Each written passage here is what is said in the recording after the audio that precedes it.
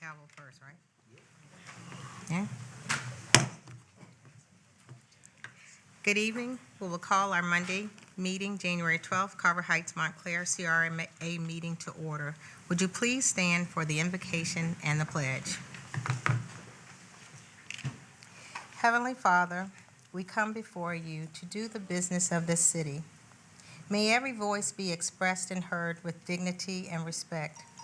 Guide our discussions and decisions that will continue to lead economic growth, opportunities, and prosperity for our community now and for future generations. Amen. Amen. I pledge allegiance to the flag of the United States of America and to the republic for which it stands, one nation, under God, indivisible, with liberty and justice for all.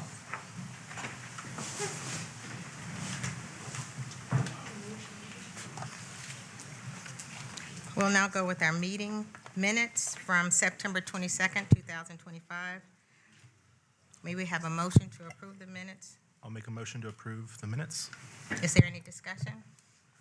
Second. Second first. Second. Is there any discussion? Roll call, please. Commissioner Peterson? Yes. Commissioner Reisman? Yes. Commissioner Connor? Yes. Commissioner Burry? Yes. Chairperson Barry? Yes. Going on into our discussion item tonight, for our future goals for the CRA, since our last meeting in September, the CRA Commissioner Alderman and along with members of the Greater Leesburg Community Development CRA Commissioners attended the Florida Redevelopment Association Annual Conference in West Palm. It was October 14th through 17th of 2025. The conference provided an abundance of valuable information, and we would like to thank the city for the opportunity to attend. The knowledge gained from this conference will allow us to better align ourselves with the goals for our goals for the future of the CRA. I would like to go ahead and open the discussion if Commissioner Connor would like to start, since Commissioner Alderman is not here. Oh, excuse me. Great. Go ahead. I did not attend that meeting, but I did have some discussion of just a few things that I just kind of wanted us to look at as the Carver Heights CRA. My concerns, which would be like the park security cameras, being that we've had a couple of incidents that so far I don't believe have been solved over there, and just to see whether or not we can get someone to monitor those. And I'm asking maybe the city manager and the commission to see whether or not we can hire someone and how that would, be effective. Commissioner Connors, I know on Friday you sent me kind of a list of stuff you wanted to discuss. Mm-hmm. But let's, if we can, before you go on your list, let me tackle that one. Okay. Mayor Barry asked about this as well, I think a month or so ago. So in that regard, Chief Iozzi, as well as IT, has looked into this. So let me just bring this to your attention, because I think we can knock this one off the list. Actually under my spending authority, but before I did that, I want to make sure that you guys all nod your heads yes. Chief Iozzi's identified as with IT Director Mike Andrews identified some other locations where they think that additional cameras would help. And as you guys know, there's kind of always two pieces to the puzzle. There's our capital costs, and then there's the recurring costs. So the capital cost to put in additional cameras in areas where the chief thinks are sufficient. I didn't ask him, how many cameras does that number count for, Chief? Two that I was looking at. So it's two. So the number is 40 grand to bring in the additional cameras, where Chief feels comfortable that that will provide us more coverage of that area. Then it's about a $2,000 annual cost for fiber. So the cameras are hooked to fiber. We pay the so it's about $2,000 a year. So the 40 grand is within my spending authority. So if everybody's okay with that, It's 6 cameras. I was going to say, that seems pretty expensive for 2 cameras. So 6 cameras, 40 grand. And then the IT monthly cost is $2,000 a year, so divide that by 12. So if everybody wants those put in, we can get that done. There is the money in the budget to do it. It's within my spending authority. Where are you talking about putting them at? In and around Berry Park. Yeah, is that coming out of the CRA? Yes. It's coming out of the CRA. Yeah, I'm fine with it. How many cameras do we have right now? The 3? Okay. I mean, if you feel we need that many, I'm not going, to, We have 3 in Berry Park right now? In and around Berry Park, yes. Wow, okay. I didn't realize. Okay. We need that many. So this would make it 9. I'm okay with it. Okay. I will get that done. Commissioner Alderman, Commissioner Connor, did you have anything No, else you'd like I'm to add? good. Okay.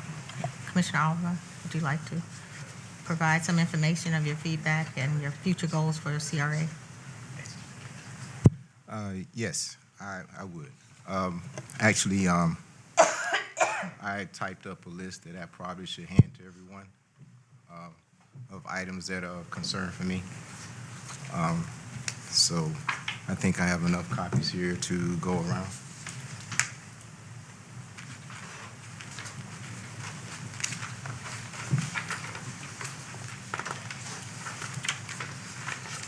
And I guess I should give one to the clerk as well.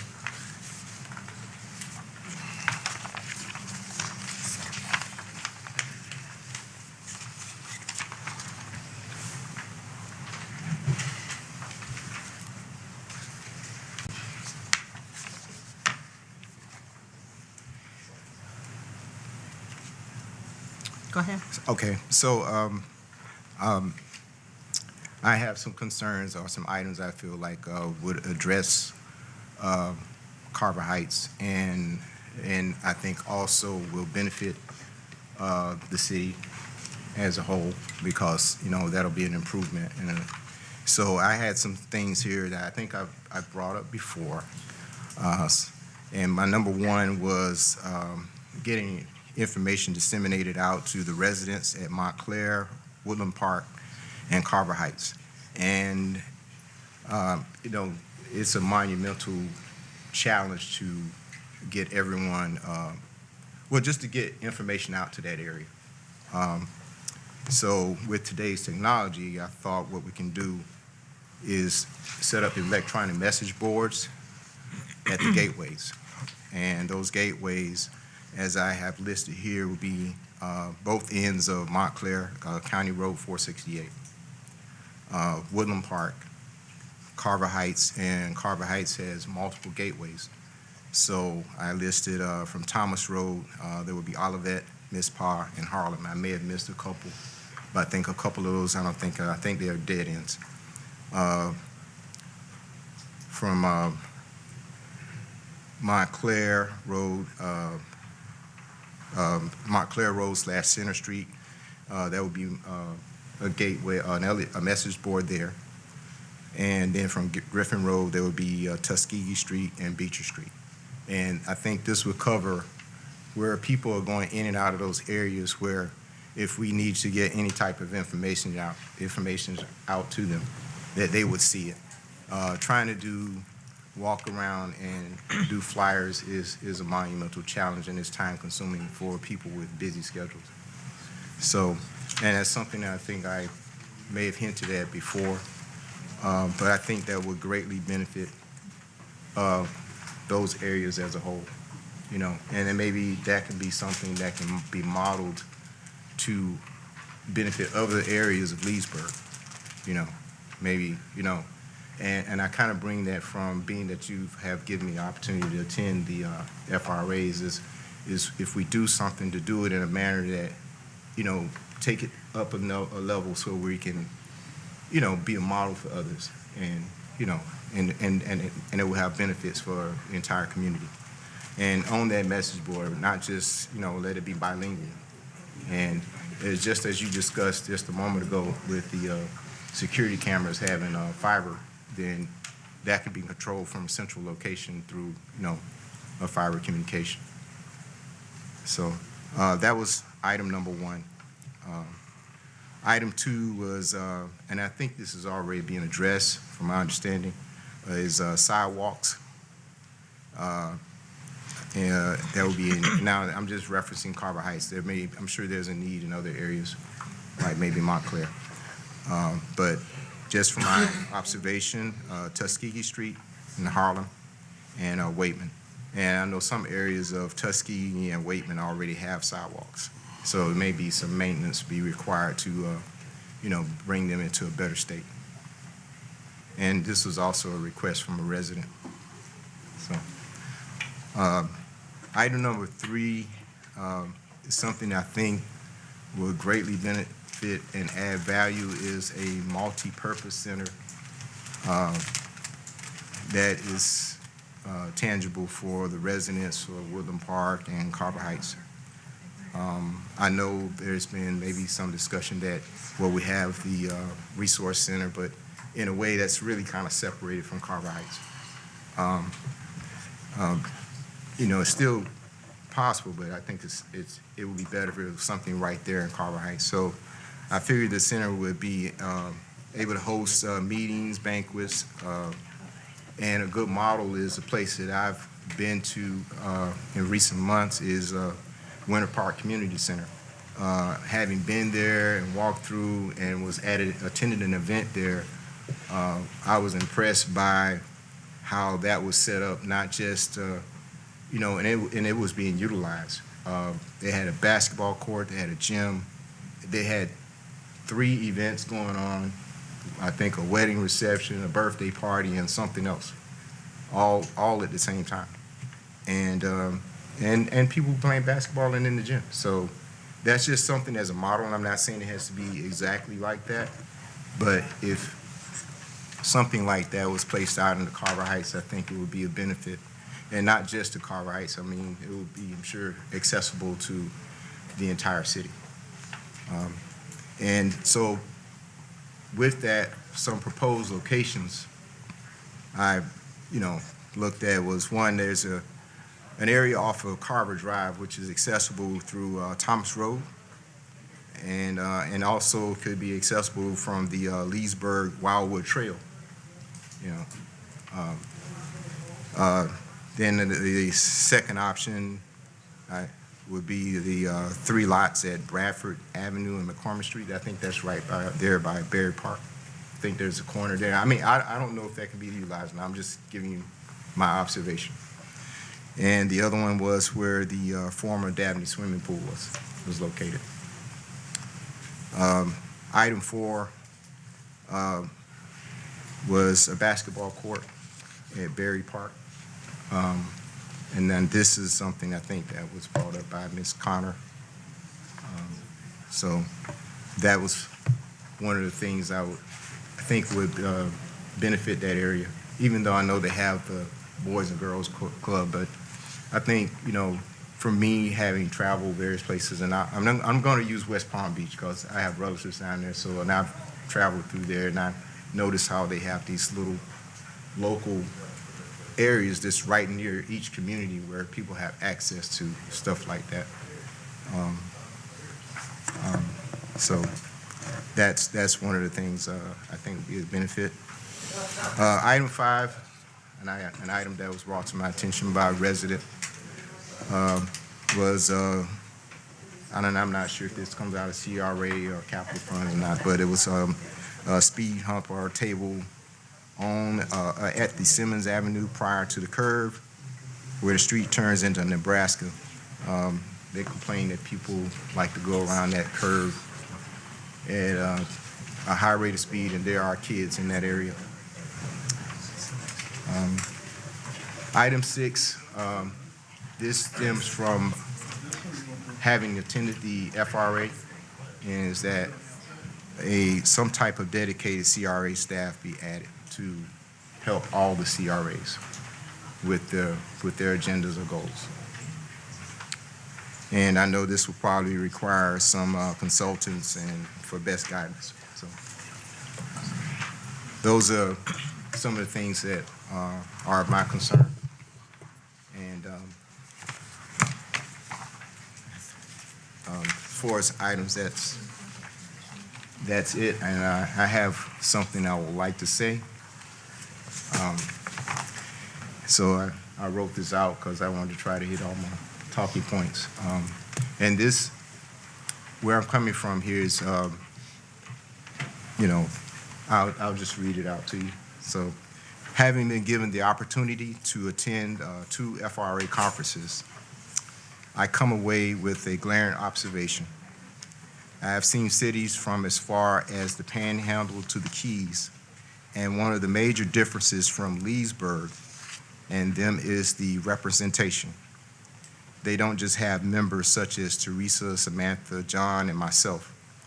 They have, starting at the top, mayors, city managers, finance engineers, analysts. I can't gauge at what level you, the elected, have put into how the CRA aspect can enhance the value of the city as a whole. I can say from observing, you seem to value some of its purpose. I want to inform you that it can be a great deal more. I want to encourage you, the elected officials, and the city manager and representatives and other departments to attend the next FRA. It is my hope that you can see for yourselves the enormous possibilities that can be achieved with your knowledge and support. On that note, I say reach out and research West Palm, Daytona, and other municipalities, or talk with Mr. Jeff Burton of Bradenton, because what I seen down there is it was eye-opening as to the possibilities of the elected officials teaming with the CRAs of what actually can be possibly done here, where people with the creative eye can see things I can't see. But I think maybe just attending a day down there and interacting with others on the next one would probably help you see how maybe we as the CRA can be better at what we do with the elected officials. And I thank you for my time. Thank you, Commissioner Alderman, for the information. I have just one question that I'd like to ask, and when you reference the information to be provided, to be disseminated, what type of information would you want to see presented, just for understanding? For instance, we have coming up this weekend Martin Luther King Parade. I mean, in general, any information, your voting precinct. Hey, we are having a meeting for cleanup in the community. That would be a big one because, what I observed when I've attended community cleanup is, yeah, we get participants in the neighborhood, but we get a lot of outside participants. There's more outside participants than sometimes, the ratio of outside to inside should be more people from the neighborhood themselves caring about cleaning up, I don't mind putting in that work to clean up and pick up stuff, but I think that's where we would get some enhancement. Just local things that are happening in the community, you'll get more participation. Because when I hear, hey, there's a market thing going on downtown, I'm hearing it in passing. I'm like, so I'm not on maybe certain social media sites to be aware of it, or I may miss the newspaper because, like I said, I know we all have busy lives. And with this information age, things just are always passing me by. So I think that would be a way that in passing, passively, people, when they ride by that and they see that message board, it'll subliminally register with them. So. Thank you. You're welcome. Are there Thank any you. other questions? Or City Manager, do you have any comments or No, anything to ma'am. say? Okay. Well, are there any further questions or concerns? And we can definitely pull this information into, present it when we start our planning for our next budget around We will start prepping around March. And then we'll go from there as far as our next items to include for discussions for where the CRA will be going in which direction. I can email this to Mr. Meyer if you want me to. Yeah, please do. Okay, thank you. Okay.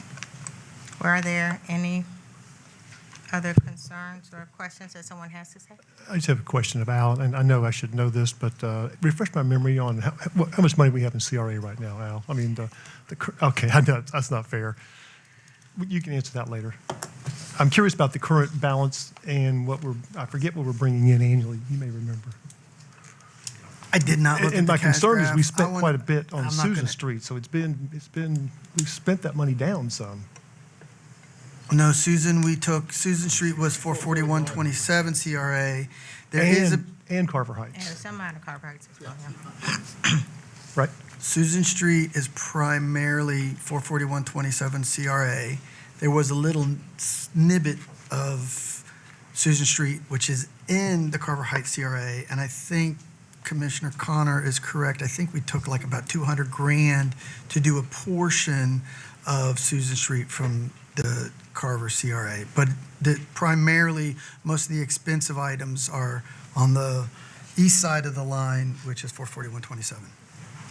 And I'm fine with that. I was just trying to get my hands around how much capital we had, in comparison to this list. But we can talk about that in the next meeting. I will email an answer out. I want to say it's in the ballpark of $500,000, $1 million, but Okay. I No, got a lot of numbers no, floating no, around thank there, you. and I didn't look at that one. Any further questions or discussions? If not, may we get a motion to adjourn our meeting? Roll call.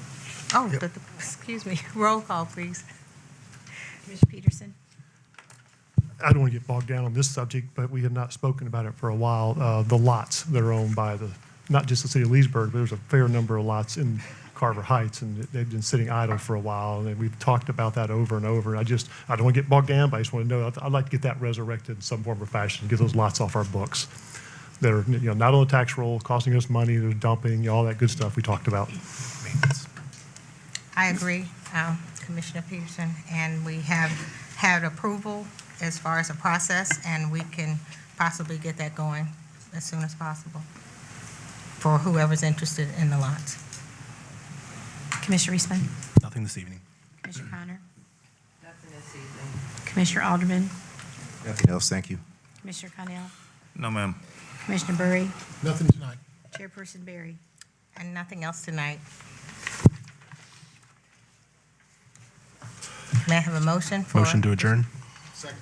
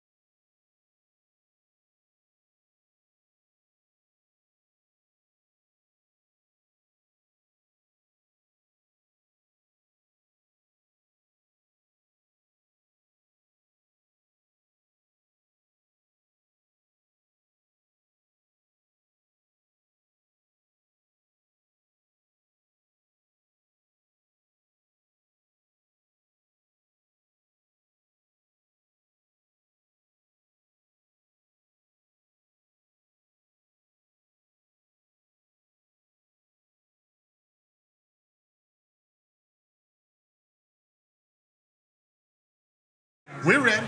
You ready? Wait, no, you gotta wait till 5. Jimmy, is that It's 5:30? not-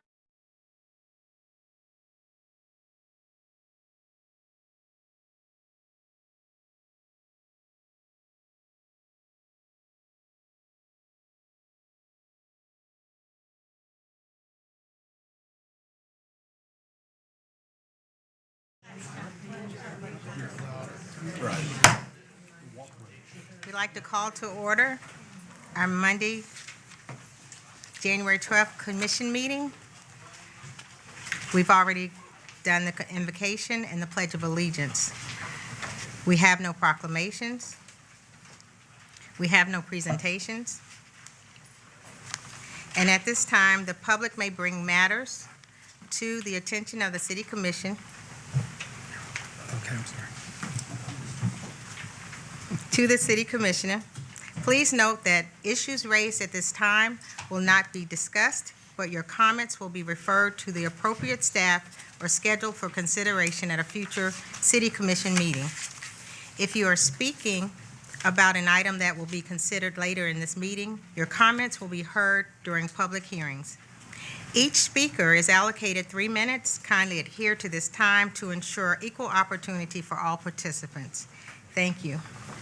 Are there any public comments? I was gonna see if anybody else wanted to go before me, because I'm gonna take a while. You've got 3 minutes. Come on. I don't know, I can go over and take Connie's time. Is this something that's already on the agenda? No. Okay, thank you.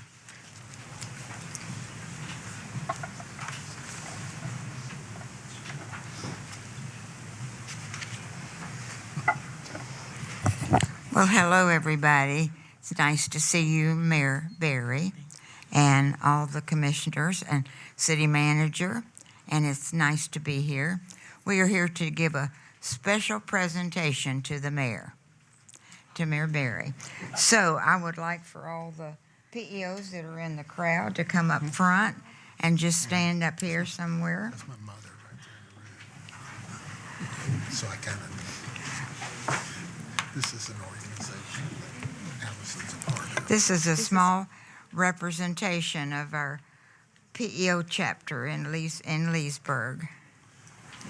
So we're just so proud of Mayor Barry, and we had a special presentation for her today, and we'd like to go ahead and give it to her right now. You want to come up, Mayor? We should take a picture. Oh, we will. Pam is probably around to take pictures. We're so proud of you.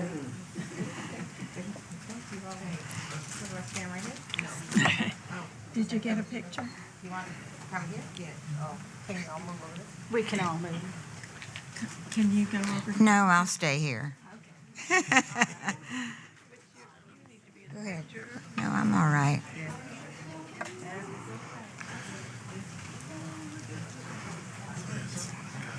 I first knew Mayor Barry as a 7th grader when she was a good student and also a cheerleader. And then she left Leesburg for a good while and came down to stay and be with her mother. And her mother's here.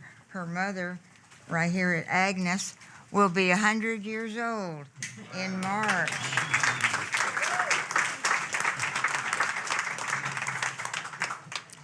But we are just very, very proud of Mayor Barry, and we wanted to give her a special welcome today. And we know that in this year that you're going to be the mayor, that you will represent the city very well. And we are so proud of you. Thank you so So much. that's all I have. Thank you.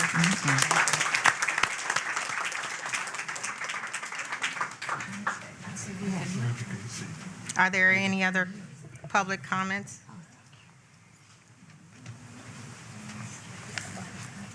I guess I took the whole show.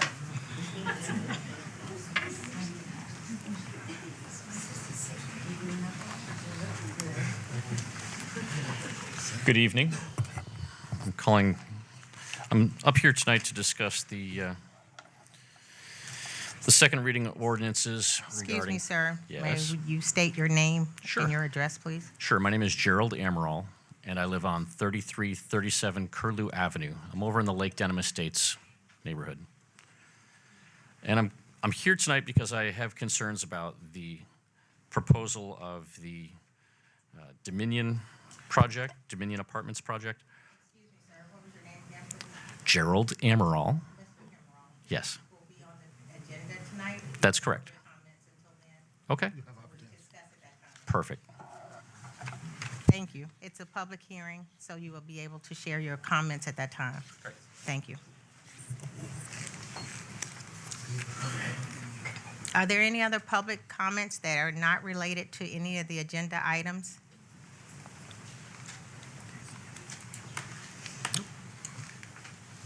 So we can go on with our consent agenda items. Routine items here are placed on the consent agenda to expedite the meeting. If the commission staff wish to discuss any item, the procedure is follows. Pull the item from the consent agenda, vote on remaining items with one roll call vote, discuss each pulled item, and vote by roll call. Are there any items to be pulled?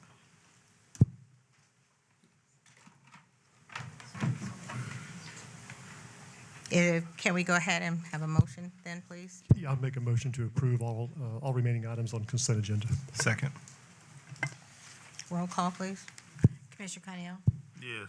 Commissioner Bury, Yes. Commissioner Peterson, Yes. Commissioner Reisman, Yes. Mayor Barry. Yes.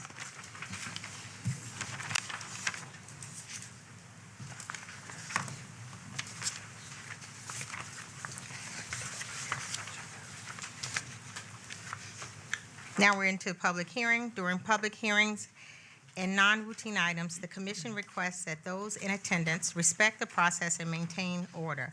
As such, in accordance with Robert's Rules of Order, please refrain from speaking out, cheering, or applauding during these procedures. Ask Attorney Watson, will you please swear in any participants? Yes, ma'am. Happy to do that. If anybody here is here tonight who wishes to speak on item 6A2, Dominion PUD rezoning, or item 6A3, the Leesburg Flex rezoning, if you would please stand and raise your right hand so we can get you sworn in. All right. Do you swear or affirm that all testimony you'll give tonight will be the truth, the whole truth, and nothing but the truth? I do. All right. Thank you. They're all set, Madam Mayor. Will someone please introduce 6A1? I'll introduce and ask to be read by title only. An ordinance amending the future land use map of the comprehensive plan of the city of Leesburg, changing the future land use map designation of certain property containing 18.71 plus minus acres from City of Leesburg low-density residential and general commercial to City of Leesburg general commercial for property generally located west of U.S. Highway 27 and north of Palm Drive, lying in Section 2, Township 20 South, Range 24 East, Lake County, Florida, and providing an effective date. Move for approval. Second. Mr. Miller, do you have presentation? Thank you, Madam Commission Mayor. This is for the Dominion Apartments, Dan Miller, Planning and Zoning. This is for the Dominion Apartments zoning cases. The project consists of a small-scale comp plan and rezoning only. There's no annexation involved with this request. The property is already within the city limits. The site consists of 18.71 plus or minus acres. It's generally located on the west side of U.S. Highway 27 and north of Palm Avenue. The request is for approval of a future development which consists of 276 multifamily dwelling units. Under this request, the future land use application is requesting a change from general commercial and low density to general commercial, and the zoning application for the project is requesting a change from PUD to PUD with revised conditions. The property is currently zoned under two expired PUDs, the first being Ordinance 1339, a 306-bed assisted living facility, and the second being Ordinance 11-95, which is a commercial office park. Under the project listed around all the city departments, there were no substantive departments from the comments from the city departments. The school board has issued a public facilities determination letter, and the applicant will still need to obtain a school concurrency reservation or a mitigation agreement prior to development. Lake County Public Works did not have any comments on the project. The applicant and Lake County have met and are working together on roadway improvements. FDOT is requiring full access on the southern portion of the property, so there will be 2 full access points. I'd like to note, let's see, under public responses, a summary of those responses includes concerns about significant alteration of the character of the neighborhood, increased traffic, noise, and light pollution, increased crime, concerns about stormwater runoff, additional noise, loose pets, and children walking around the area. I understand, obviously, that there are neighbors here who wish to comment, and under the terms of the SPUD agreement, the proposal consists of a total of 276 multifamily units. No other uses are permitted. The maximum building height shown is 3 floors. There will be 2, 3, and 4 bedroom units provided with 800, 900, and 1,000 square foot unit sizes for each of those respectively. The site plan, the current site plan meets the requirements for the parking code. The applicant did show at the first reading a different site plan with much larger buffers on it, which they wanted to do, which would reduce the parking somewhat. There are 25-foot undisturbed buffers around the project, a 4-foot tall earthen berm along US Highway 25, supplemented with plantings along top of the berm to provide visual and noise buffer. And then there is a requirement for opaque fencing where the property is adjacent to residential areas.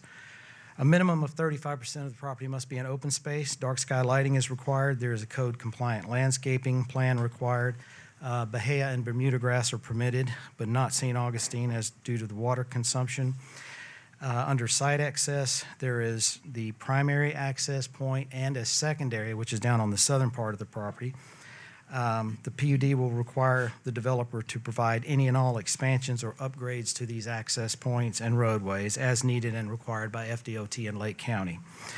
Under recreation, 1.3 acres of the property has to be in parkland, and that would include 1 primary recreation area with 3 amenities. That would be a swimming pool, a children's playground, and a dog park.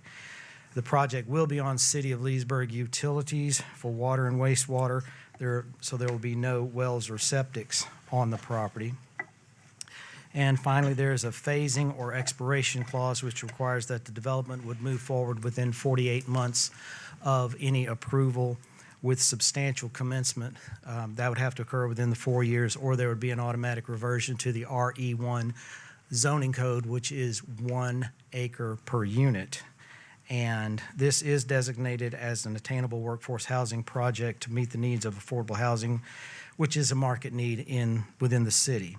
The Planning Commission did recommend denial by a vote of 2 to 4, citing left turn traffic and parking concerns. Mr. Logan Opsel with the law firm Lowndes, Drostick, Cantor, and Reed in Orlando is here to answer any additional questions you may have. Thank you, Madam Mayor. Dan, I have a couple questions for you. Yes, sir. When did the PUD expire? The older PUDs expired, let's see, one was, I believe, in 2015 and one in, I'm not sure about the exact year. I know that they're both expired. Okay. So they're both expired, but I'm going to guess you're going to say that that was before you put, or the city put the stipulation in that goes back to the 1-to-1 on an expired PUD? That is correct. Mm-hmm. So if this would have been a newer PUD, it would be back to the 1-to-1. And it expired. If it was a If newer it PUD expired, and yes. expired, that is correct, yes, sir. And do you remember when that went into effect? Not quite a year ago. Okay. Thank you. Dan, I did have a question for you, too. Yes, sir. The property itself has 2 different zonings on it right now? That is correct. Okay. That's The And- property on the west, I believe, was the 306 unit closer to assisted the... living, and then the office park out toward the east, toward 27, So 25. it's a low-density residential and then a general commercial. That's what we're... Actually, a 306-bed apartment, assisted living would be more like an apartment complex. Yeah. I have a question. Wasn't parking a concern when we discussed? Yes, for- ma'am. The current site plan that they're proposing meets the parking code. The one that they would like to see, the one that they would like to allow to be changed to, would reduce the parking. However, it greatly increases the buffers. And I'll, to be frank with you, staff prefers the one that gives the greater buffers to the neighbors, the newer one that they would like to put into the PUD. What's the difference in the buffering, Dan? I mean, is it 25 versus, I'm just, It goes from, I think, It was like 100 feet, wasn't it? it's like, it's over 100 feet, it's right 100 feet it's pretty large buffers on the newer one. And I think there may be an example of that in your packet. so the developer is flexible with either plan?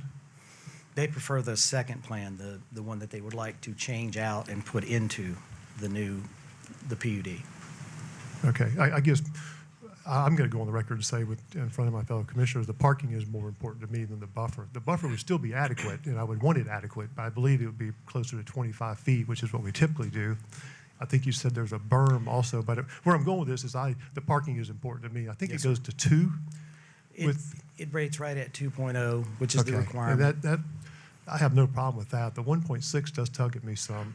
Okay. Um, I believe the applicant does have a presentation Okay. you might like to. Okay, I just want to speak get out in about. front of it and throw that out there. Yes, Okay. sir.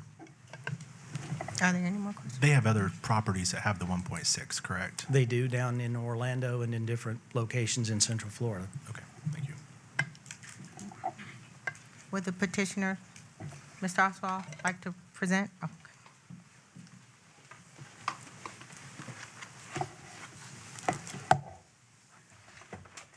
Good evening, Logan Opsahl, 215 North Eula Drive.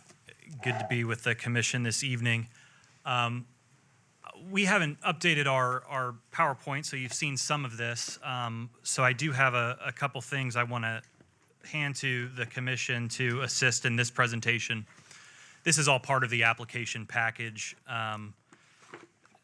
that's with staff, but for some pictures following first reading. There were some questions about other similar projects we had, and so I thought it'd be beneficial to provide you actual pictures of other projects too. And so I'll hand these to you, and then thanks, Dan. We'll hand these to you, and then I can outline for the record what's being presented as well.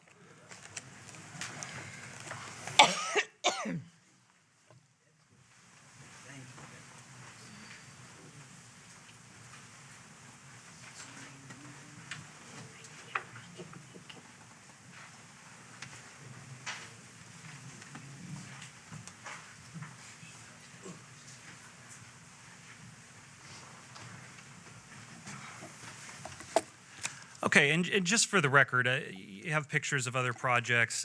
The site plan, which is going to be up on the presentation, our preferred site plan, just a little easier for you to see and hold. This is just statistical data that I provided in first reading relating to some of the top employers here in Leesburg, here in Lake County, and some examples of what those salaries are. Those include City of Leesburg governmental jobs, firefighters, police officers, Lake County schools. As well, we have, and these are part of the application package, a parking analysis done by our engineers, Kimley Horn, which illustrate what we've utilized in other jurisdictions, certainly under the 2. We've utilized the 1.6 and even less than that in certain jurisdictions. This uses data to show you what this particular use yields in terms of parking usage, which allows us those increased setbacks, less impervious areas, and things along those lines. And finally, a transportation analysis.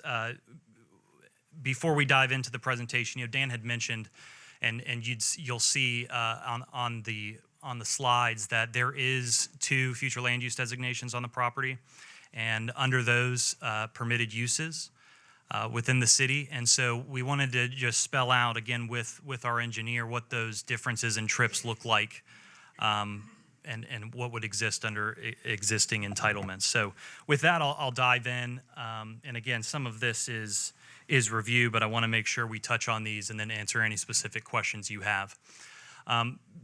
Before I get into the land use side of things, I just want to briefly call up a member of our project team to remind you a bit about Dominium and what we do. Thanks. Good evening, Commissioners. Glenn Daniels, 375 Northridge Road, Sandy Springs, Georgia, 30350.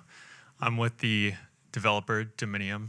Dominium is one of the largest attainable housing developers in the nation. We've been in the state of Florida for over a decade. We own and manage over 33 apartment communities with over 7,500 residents in our apartment communities in the state of Florida.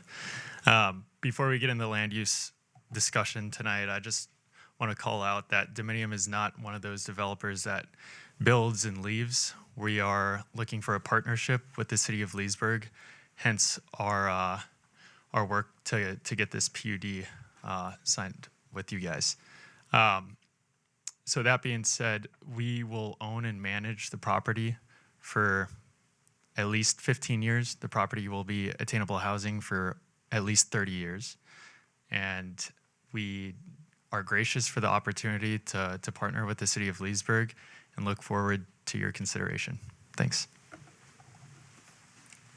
Thank you, Glenn. And we'll talk a little bit about the property and the project. I'll turn this back on.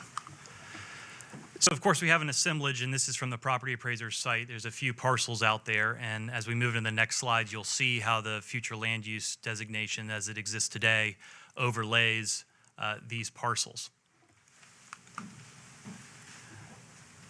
Dan outlined the request. It is to make a consistent future land use across the totality of the assemblage to general commercial, and then the PUD to allow for our use. And throughout this project, and of course, throughout this presentation, of course, what's been handed to you are pictures of what has been implemented elsewhere, and gives you a good sense of this fully amenitized, really Class A multifamily space for the residents. So here's some conceptual renderings as well, and this is part of your first reading, so you've seen this. This is also what yielded the conversation to make sure we get you real-world images to see what's been out there built out. We touched on historically the property's been approved for commercial and office park, as well as assisted living facility for 305 residents. Those are taken from PUDs, which Dan mentioned are now expired, and so that's why you have the request from PUD to PUD, which includes these additional restrictions as part of the PUD ordinance in your packet. The City of Leesburg zoning map, again, we're already within the city, and it still shows the PUD, which we just outlined. And here's the slide which shows the existing future land use map and that split. So much of the property, the majority of the property is the general commercial, and we are looking to bring in the remainder of it so that there's a consistent future land use designation across the property. Under that general commercial, highway commercial, I know it's changed, C3, consistent zoning. Here's some of the allowable uses, which I know you're well aware of, which include multifamily, group living. You have some more institutional uses like your elementary, middle, high schools, churches, animal hospitals, hotels and motels, and vehicular sales. Across the screen there are requests for PUD, and this is taken from your code. There's the purpose of the planned unit development request, and that's innovative site plan design, allow for things like the setbacks and items that we're putting forward in this preferred site plan that's before you, allowing for proper development in these infill areas, which of course the property is, and then creating some flexible approaches to achieve that, which again is part of the conditions and part of the considerations in the PUD ordinance and this presentation. Here's what's out there today. A different kind of attainable housing. This is not ideal conditions, but there's a number of dilapidated structures, and some areas I think are just unlivable, and other abandoned structures and barns. So this is the proposed site plan, and the printout is in your handouts as well. This is what allows for a lot of that buffering and additional setbacks. We had a community meeting which was well attended, and there was a variety of specifics that were brought up, so I'm always appreciative of that, a lot of which was maintaining the existing trees, particularly along the tree line, allowing for as much setback as possible. So that's what's being accommodated here. This is allows for the 1.6 parking stalls per unit. And again, there's studies and real life examples and part of those pictures that were handed to you of this working and working well, so that we can avoid additional impervious surface areas and allow for additional ponds and landscaping. One of the specific requests that came out of the community meeting too was the idea of fencing or not. We have worked into the PUD ordinance the ability to, again, maintain that natural vegetation, those trees. That was a specific ask we heard. And so rather than ripping those out to put up a fence, it allows us the flexibility to work with staff to identify the appropriate areas to preserve that natural vegetation, and then perhaps other areas going ahead, moving forward with installing a fence. So I wanted to call those specifics out to you, and I'm sure we'll hear additional comments as well. And again, this is what shows the 1.6 ratio. It's 442 spaces. And this is fairly well baked. It's really worked from our expert reports to what's been built out and worked very well in practicality. And as Glenn noted, Dominion goes on to own and operate these projects. They want them to succeed. You see the level of quality that the end product has. And so parking, of course, is a major consideration in these projects. And so we have a vested interest in making sure that this project is properly parked. And these are the setbacks that they provide to answer Commissioner Peterson's question. On the east side, over 140 feet, south over 129 feet, on the north side, 141 feet to the building envelope. So pretty significant setbacks, and particularly behind maintaining a lot of that vegetation, which again you see on 27, which also have a berm and additional plantings. So we also had our engineer go ahead and put together a concept plan which meets code and organize it in such a way that we can maintain as much as the green areas, but also have the buildings placed in an appropriate way that meets the PUD minimum required setbacks. And this is what we have. And this is typical of what you see in a lot of overparked projects, quite frankly. And it's what we call kind of the shopping mall effect, if you will. It's really only parked around Christmas, and the other times you're looking at a whole lot of concrete.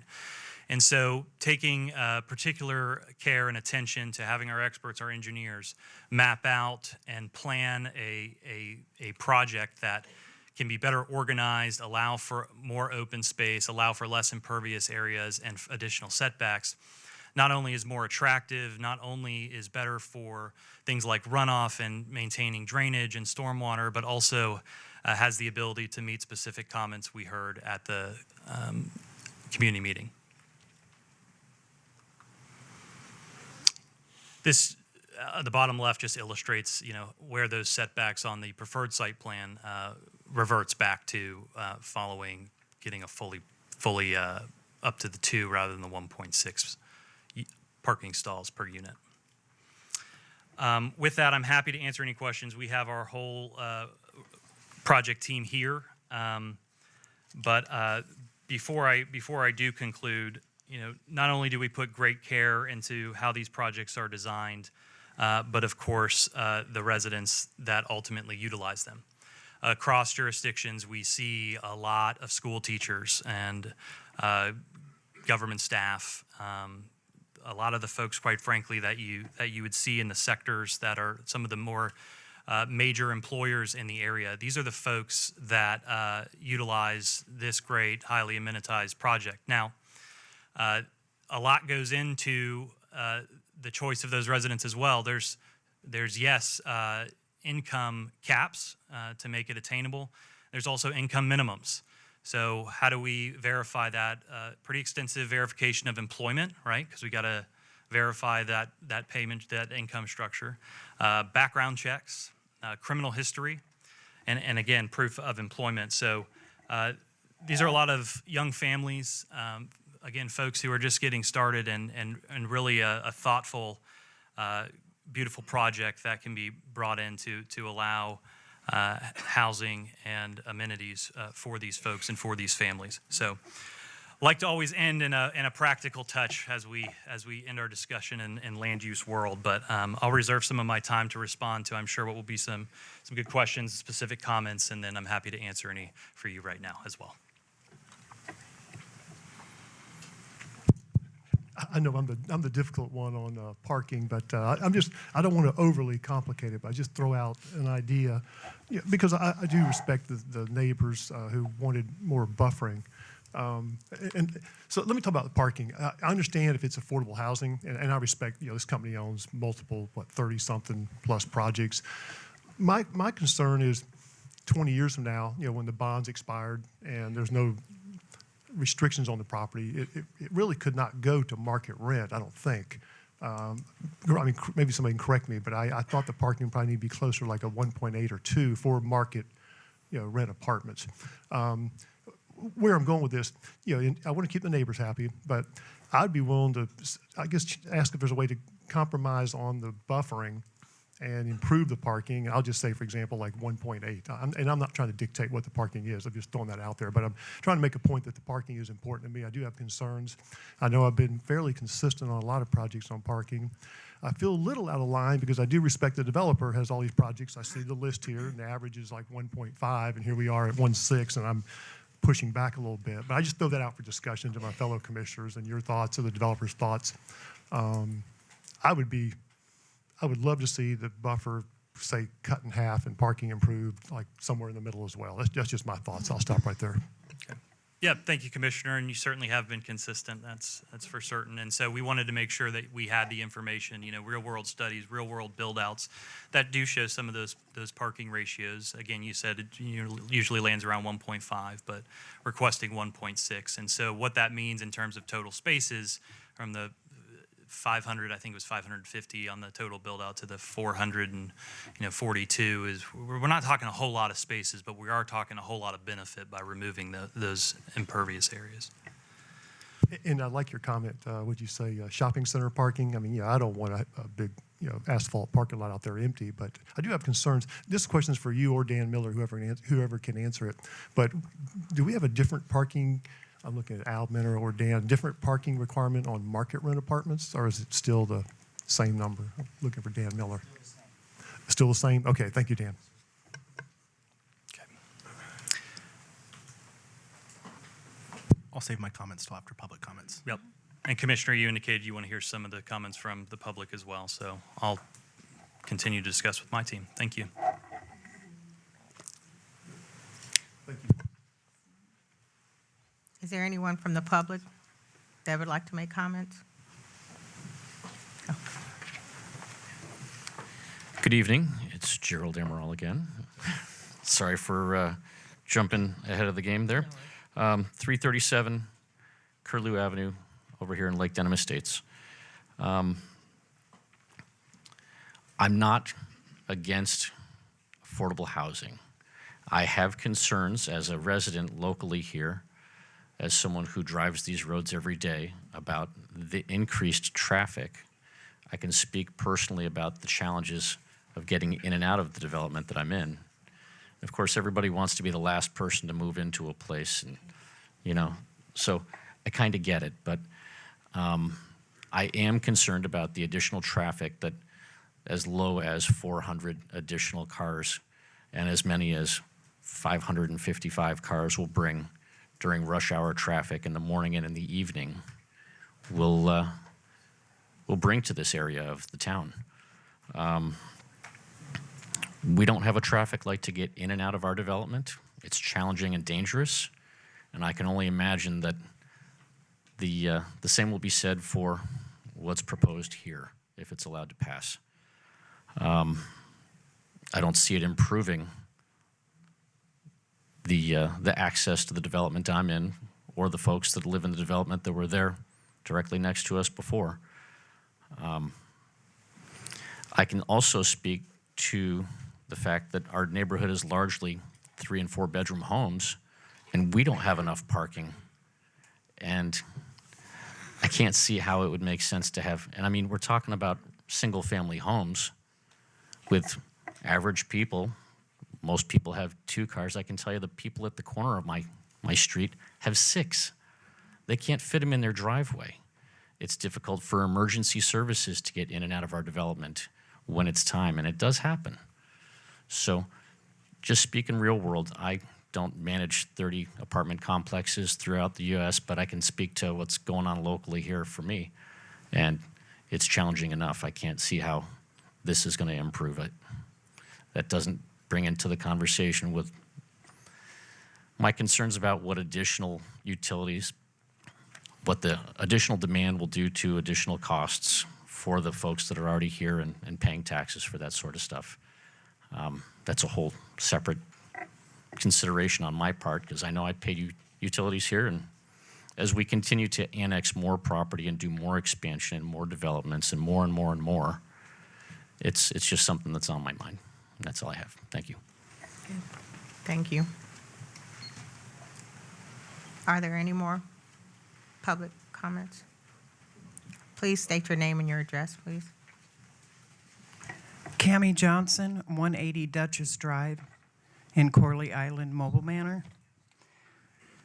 Good evening, Mayor and Commissioners. I am here tonight to formally oppose the proposed Dominion 276 apartment rental development plan for 1716 Connell Road.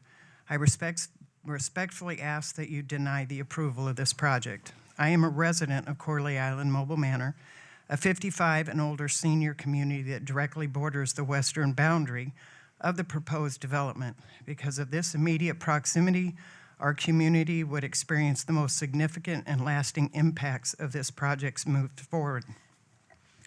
The proposed development is again compatible with our neighborhood in both scale and intensity. 10 3-story apartment buildings on this site create a level of height and density that is excessive for available acreage and inconsistent with the existing residential character of the area. At approximately 15 units per acre, this project overcrowds the site and would permanently alter the neighborhood, with the greatest impact falling on the senior residents who live immediately next door. Traffic and safety concerns are equally troubling. US Highway 27 is already heavily congested, and County Road 25 is narrow and lacks the capacity to safely handle the additional traffic. This development would significantly increase vehicle volume in the area that already experiences unsafe conditions. Limit ingress and egress combined with insufficient on-site parking creates a real risk of overflow parking along County Road 25A, further endangering drivers and pedestrians and nearby residents. These concerns are not theoretical. It's someone who lives in the area. I experience these conditions daily. Approval of this project in its current form creates a foreseeable risk of serious accidents and places public safety at unnecessary risk. This is not a responsible outcome for our community. You have both the authority and the responsibility to prevent this. I respectfully urge you not to approve this project out of concern over potential litigation from the developer. Instead, I ask that you stand firm in representing the residents of Leesburg, particularly the senior residents of Corley Island Mobile Manor, by voting to deny this proposal.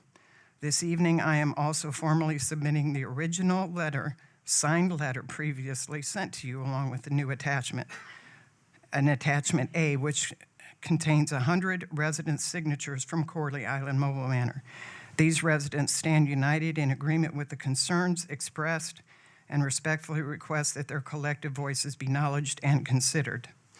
If, despite these concerns, the project is approved, I respectfully request that conditions be imposed, that a wall be built. Ma'am, your time is up. Thank you.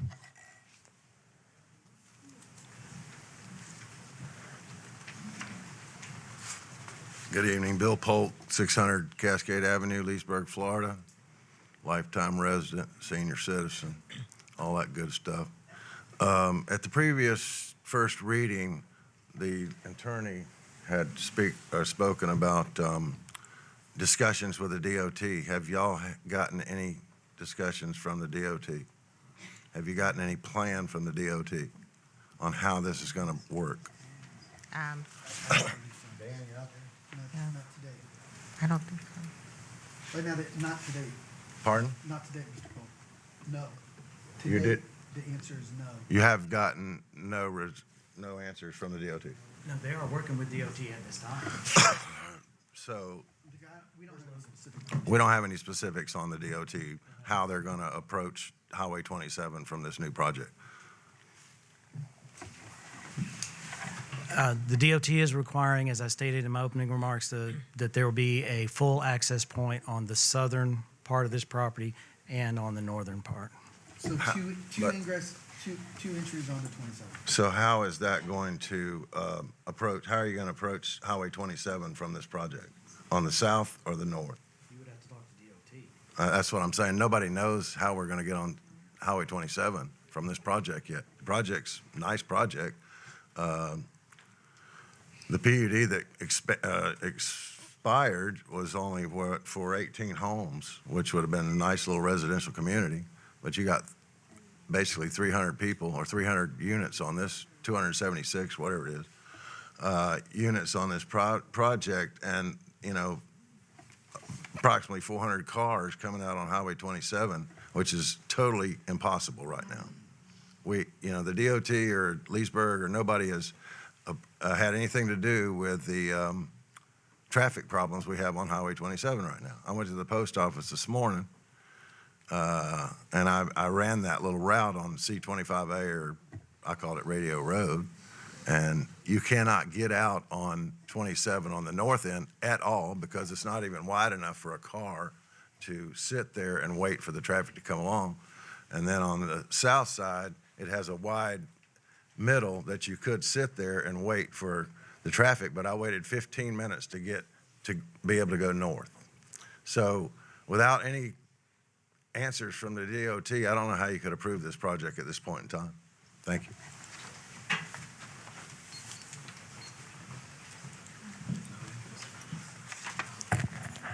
Hi, good evening. My name is Valerie Kaczynskis. I live on 3739 Caspian Street in Leesburg in the Lake Denham Estates community.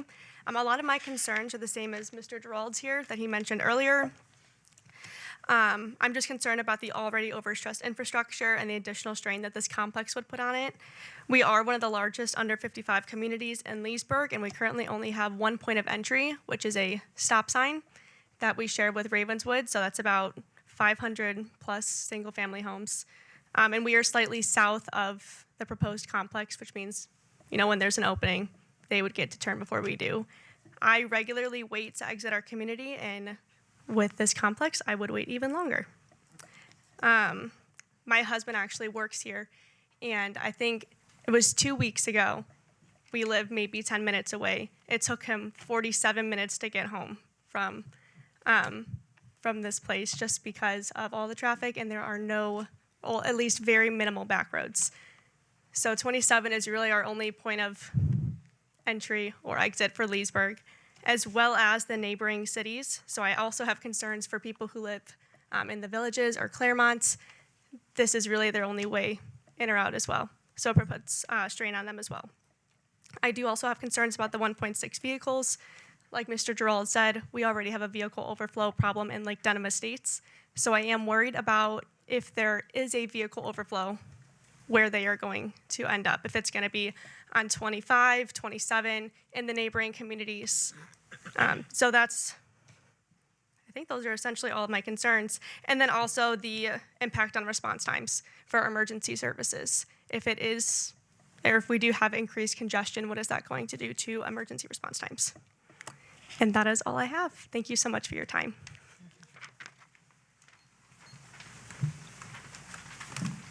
Hi, good evening. My name's Carol Kropp. I live in Winter Park, 1621 Chase Landing Way, Winter Park. I represent the owners of Corley Island, the mobile home park directly to the west.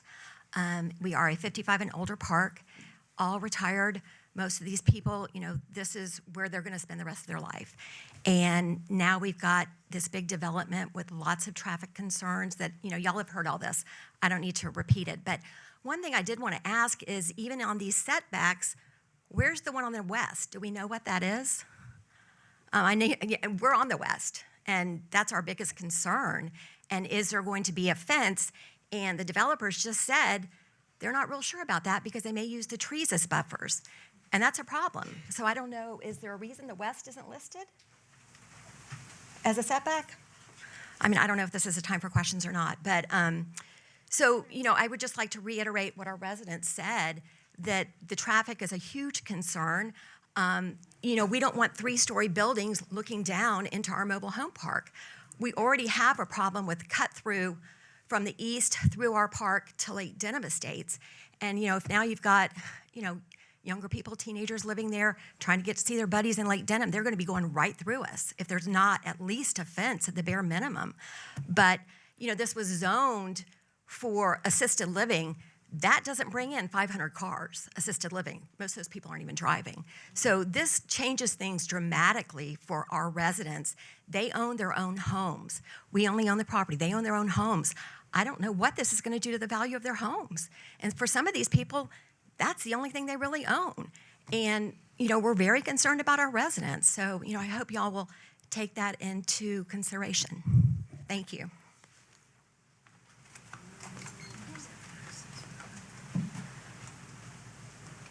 Are there any more public comments?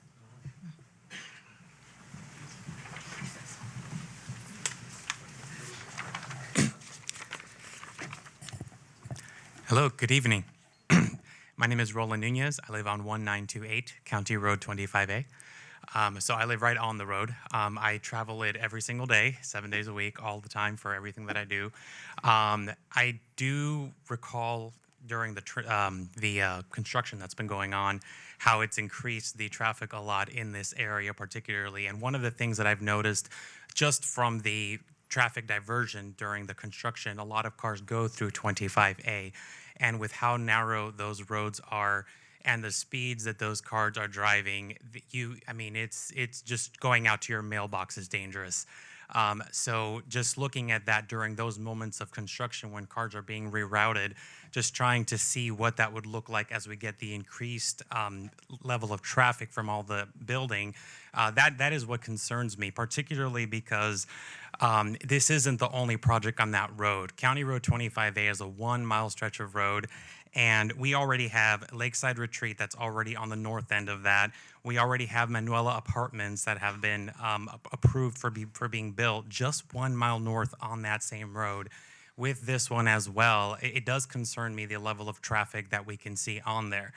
And for the reasons that have already been stated, I'm not going to rehash everything that you've already heard. A lot of my points were a lot to that.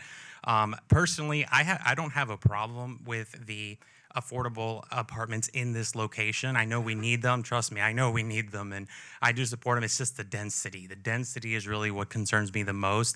I don't know if there is any possibility of lowering the density of that, but that's really the biggest problem. Is it all comes down to traffic for me. I see it every day. I see it on that road. 25A is just not built for it, without some kind of a widening of some sort.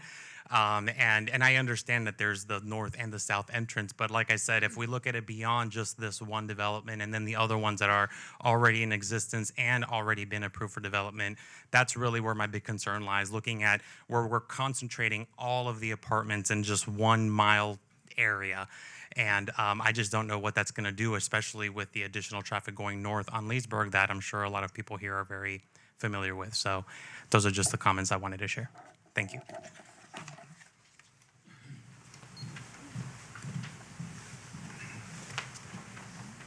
No further public comments? Now that go ahead, sir, please. Hello, my name's Brian Matthey. I live at 410 Perkins Street, downtown area. I've noticed in the projects that have been already approved, it has caused the high traffic, but my biggest concern is the existing infrastructure we have. We have water lines going down most of our roads that are still steel, blowing out twice in a year, spraying in the middle of the night. I'm having to make calls on it. I work for a lot of these big construction companies in the first place. They don't really seem to care about how everything falls when it gets getting the infrastructure caught up. one proposal, if it does get passed through, is in their 15-year term that, or 20-year term that they're signed on. Anything from the 27 is maintained and repaired by them and not by our city people. You understand? Because we're already pretty tight on our, employees in this area on keeping up on just the repairs in this area. So it's, I've seen, all our electric is still behind. It's blowing out. We're blowing out capacitors or overhead setups every month. I hear them constantly blowing out. So I know our infrastructure can't handle much more of what we're adding on here, and we need to do something about that before we go and add on even more. And I know it's going to pull a lot more power than most people because it is a 4 or 5 story buildings going in. So it's something really to be concerned about in the first place before we even go forward with it. I appreciate you listening to me, and thank you.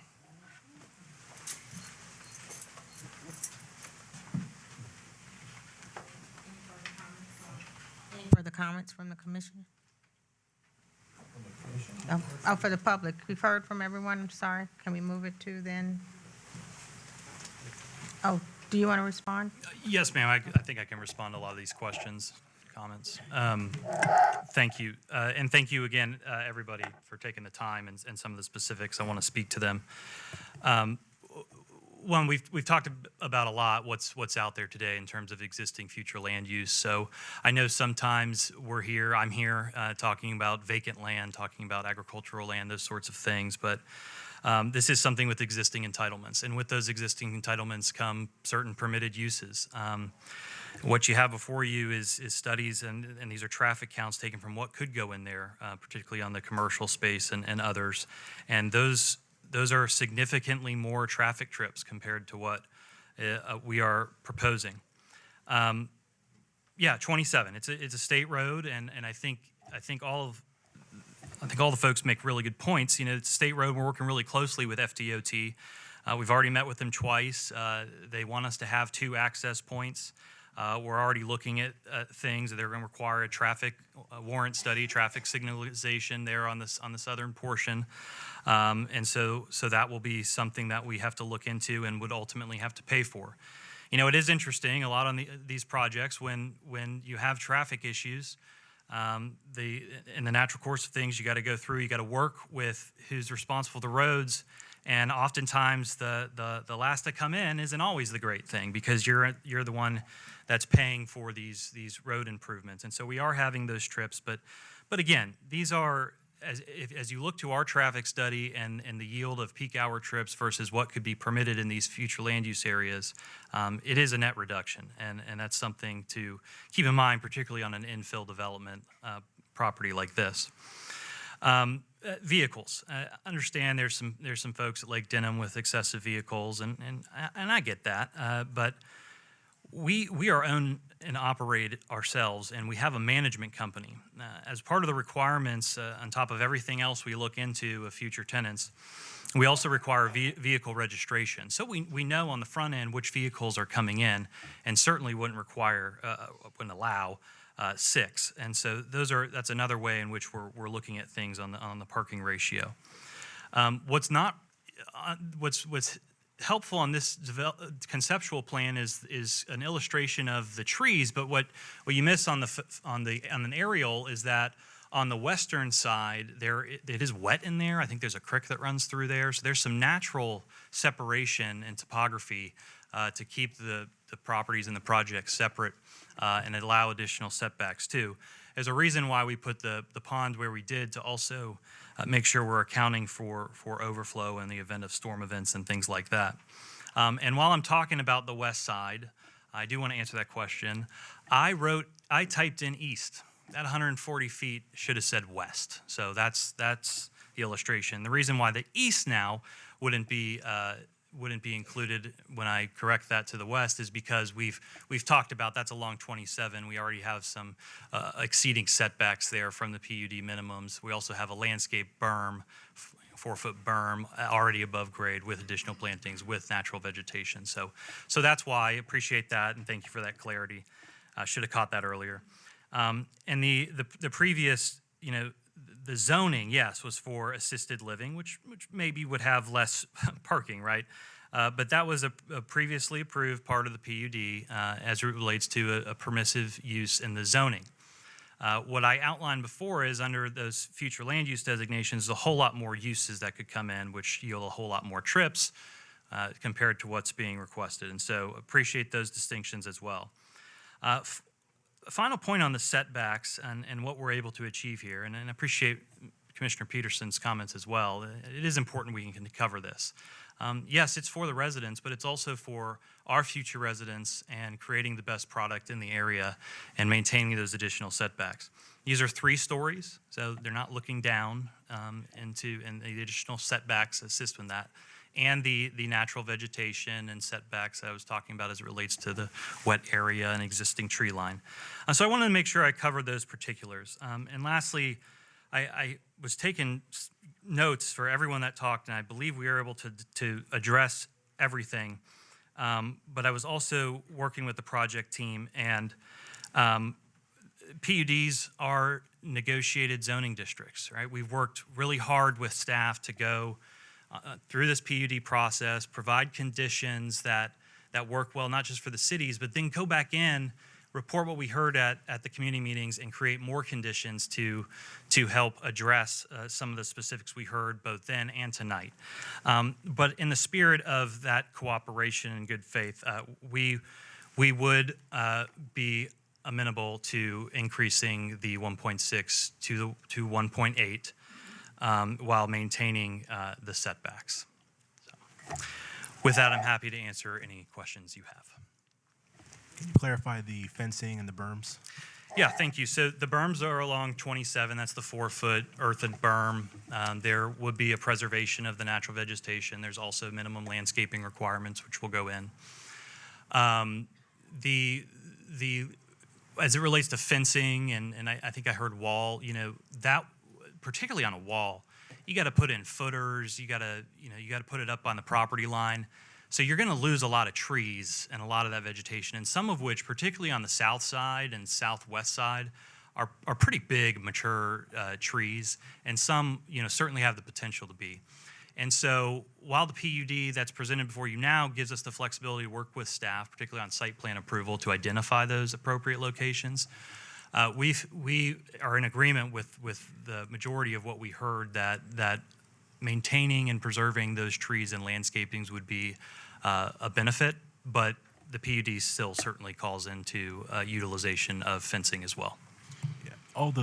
If this does pass, the residents I talked to of Corey Island, Lake Denham, and Ravenswood, they want to see a fence along the entire residential border while saving as many mature oaks as possible. Sure.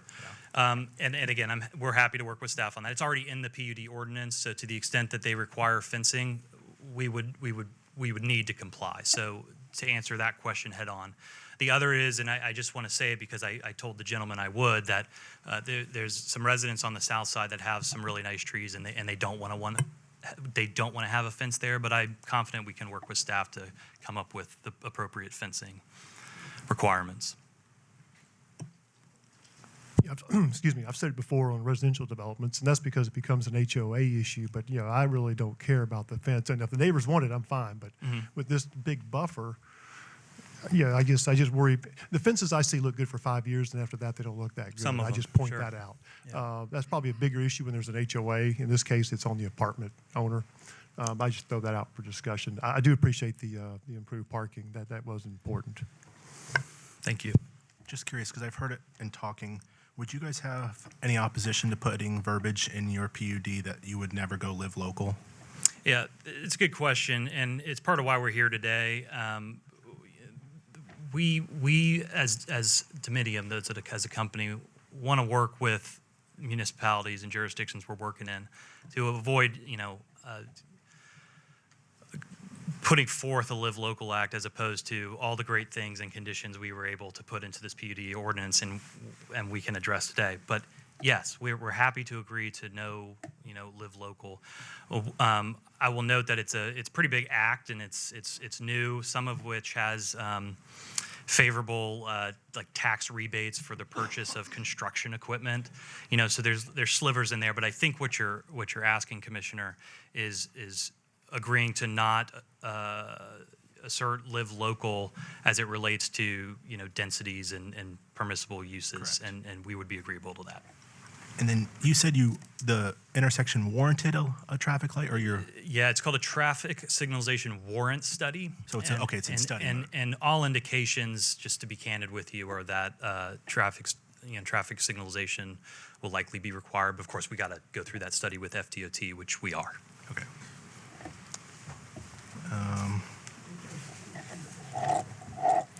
And last question, can you just define affordable housing or that as well? Because I've heard Section 8, I've heard all that. Just clarify that a little bit for me. Yeah, that old Section 8, I think, is a creature of decades ago. It really doesn't exist in its current format. We're dealing with federal tax incentive programs.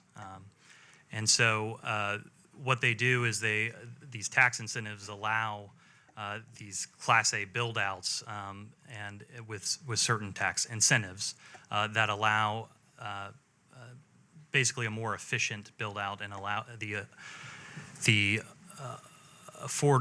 affording us the ability to have lower rents.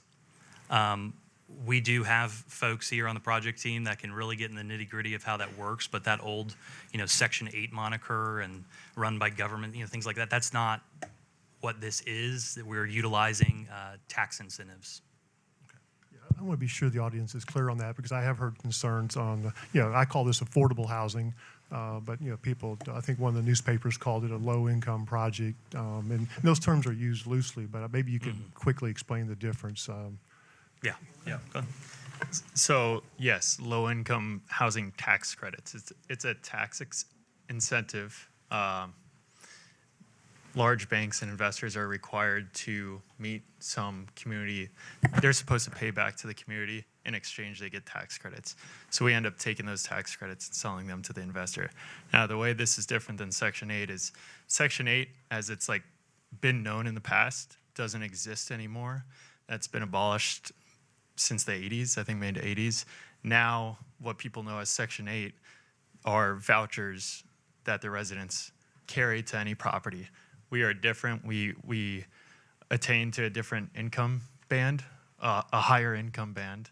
And so what we're talking about are librarians, starting salary with nurses, teachers, and such. So No, thank you. You answered the question. I want to be sure the audience knew that, it's not a voucher or subsidized housing. It's just the developer has tax credits, i.e. lower rents. Okay, thank you. Yeah.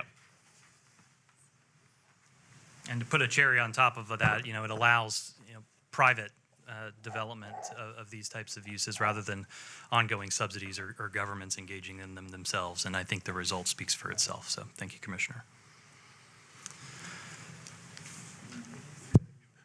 I also expressed my concerns over traffic, but I'm not going to go there right now. I just want to point out that there is a need for this type of housing, and help me out here. The county approved the bond.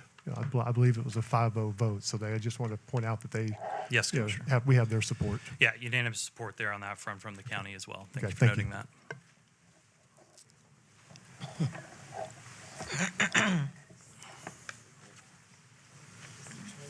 Are there any further questions?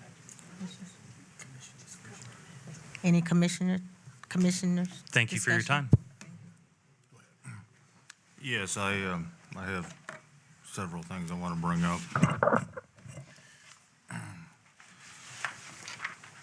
The city's got real traffic issues. I think at this point, everybody has to acknowledge we have some real traffic problems in town. And bringing in more residential development is not going to help the problem. It's going to make it worse. The last count, plus or minus, the city's got over 40,000 lots. Residential lots have already been approved to be built on. I would say out of that 40,000, at least 30,000 are South Leesburg. If you take the stretch of 27 from the intersection of 27 and 48 down to, say, Dixie, you can't bypass that. There is no way to bypass that stretch of 27. Absolutely not. unless you pull into Singletary Park and take a boat. So to add more and more traffic onto this stretch of road that you cannot bypass makes absolutely no sense to me.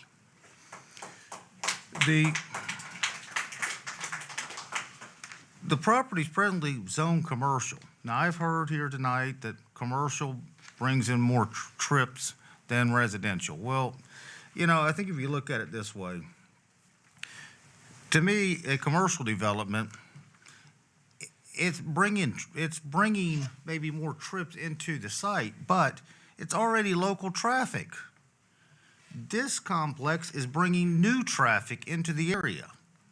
A commercial development in this area is just, all it's doing is funneling what the traffic we already have, already on the roads. It's not adding more traffic to the road.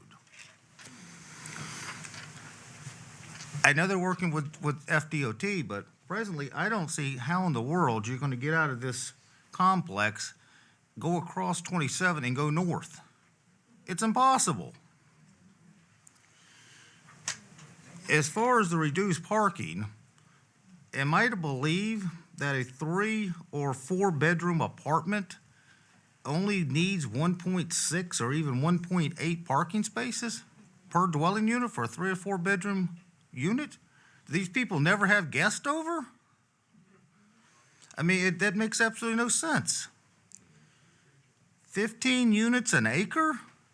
I mean, that density is absurd. Absolutely absurd. I think it's in the best interest of the city. This property presently has commercial zoning. We need commercial development. We don't need any more residential development, especially at this density and in this location where everything's already bottlenecked right there. I urge this commission to deeply consider this, to turn this project down. The density is just way too high. The traffic issues on that stretch, you can't get out of. There's no way you can bypass that. I strongly urge the commission to consider turning this project down. Thank you. So, yeah, my comment on the project, we've got 2 different land uses on the property. We just spent 2 years ago going through our comp plan in depth, trying to figure out where things should go, make sure the zoning is correct on everything. And I'm not in favor of changing the zoning on this to all commercial. I think we need to leave the zoning as it is. So I'm not in favor of the project.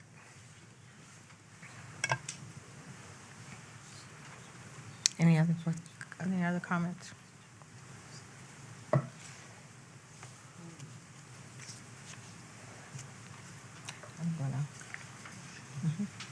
I'm going to call for a motion, please.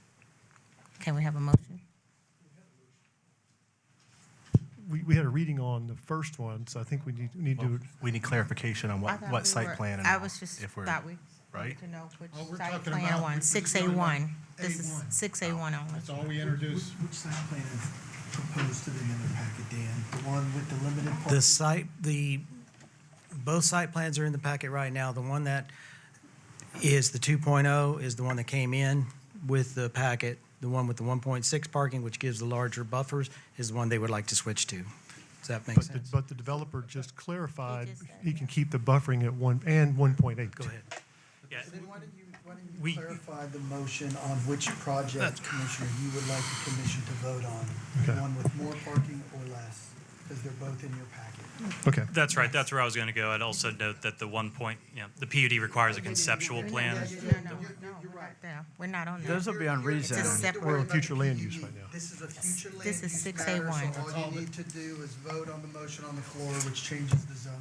You're not at the PUD.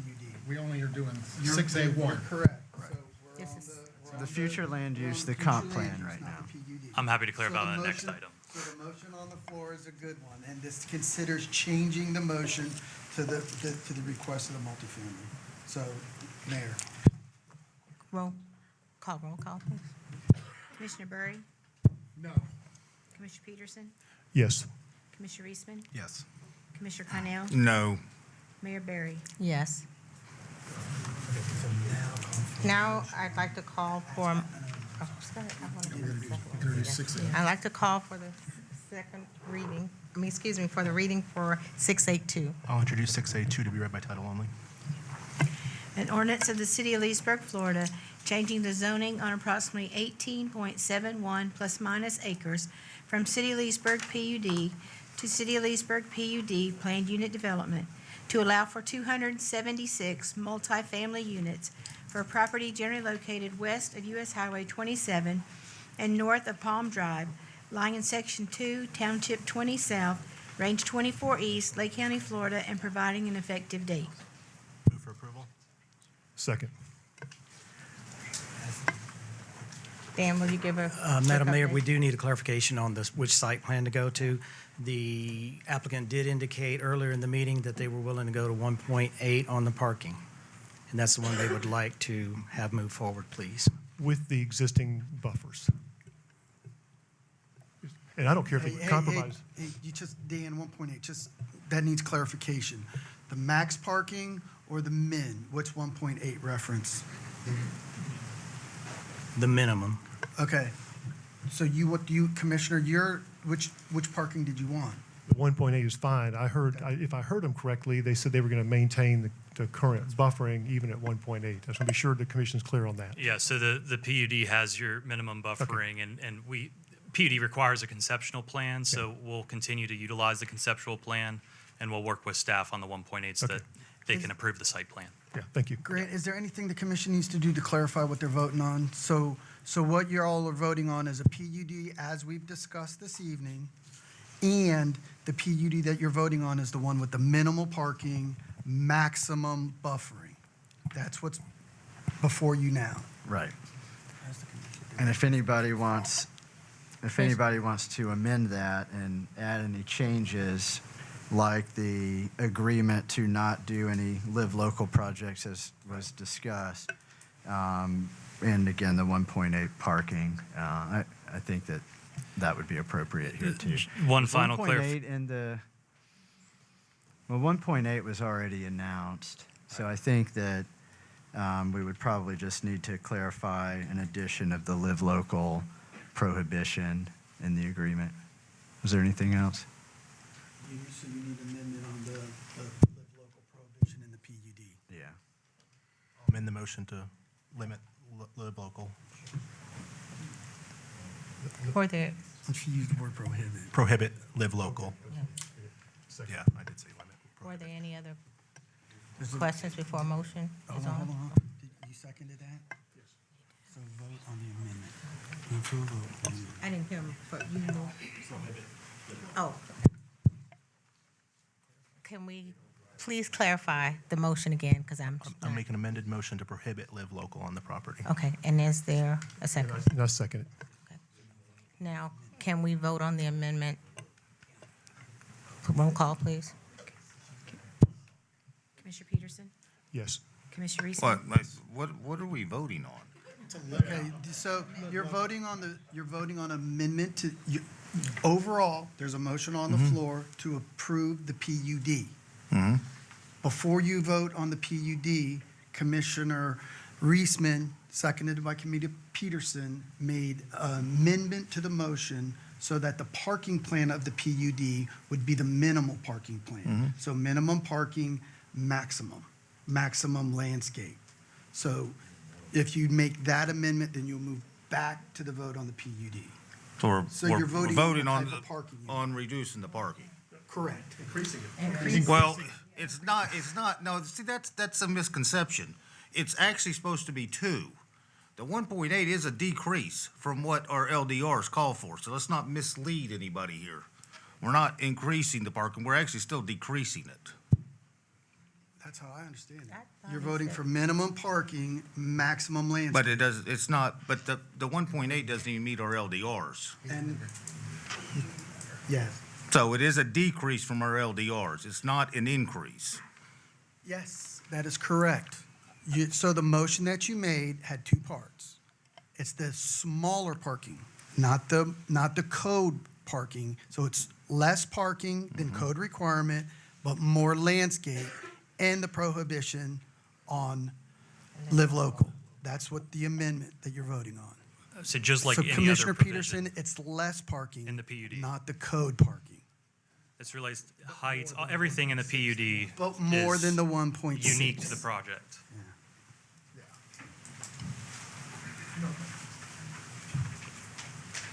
Okay, call the vote. One call the roll, please.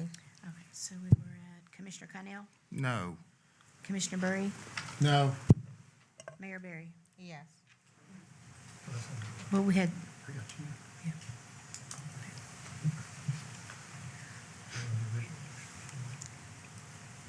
We have, you want this another since we stopped? I didn't think you polled everybody. you Well, I did. did those two and then you stopped and Okay. then finished. Okay, so what's So, the yeah. vote count? 3 yes, 2 no. So now you move into the motion to approve the PUD. Consideration of the PUD vote now. Okay, now we will go into voting for the PUD as amended. Commissioner Reese, oh, you got something? Commissioner Reisman? Yes. Commissioner Connell? No. Commissioner Burry? No. Commissioner Peterson? Yes. Mayor Barry? Yes.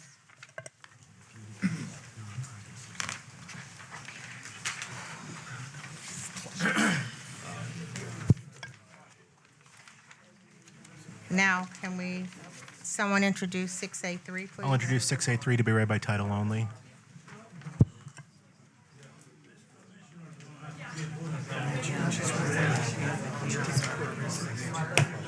Hey, we got a meeting going Can on we up here. please hold down the noise?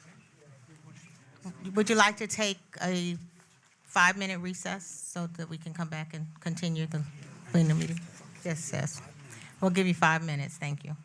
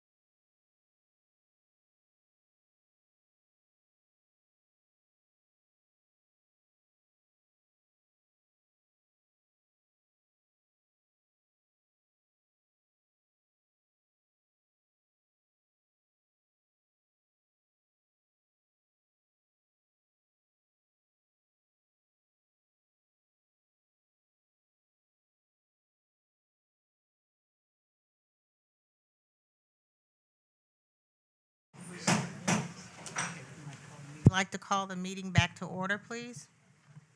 Would someone please introduce 6A3? I'll introduce and ask to be read by title only. An ordinance of the City of Leesburg, Florida, changing the zoning on approximately 7.80 plus minus acres from City of Leesburg PUD, Planned Unit Development, to SPUD, Small Planned Unit Development, to allow for commercial and light industrial uses for property generally located north of Commander Road and east of U.S. Highway 27, lying in Section 11, Township 20 South, Range 24 East, Lake County, Florida, and providing an effective date. Move for approval. Second. Thank you, Madam Mayor.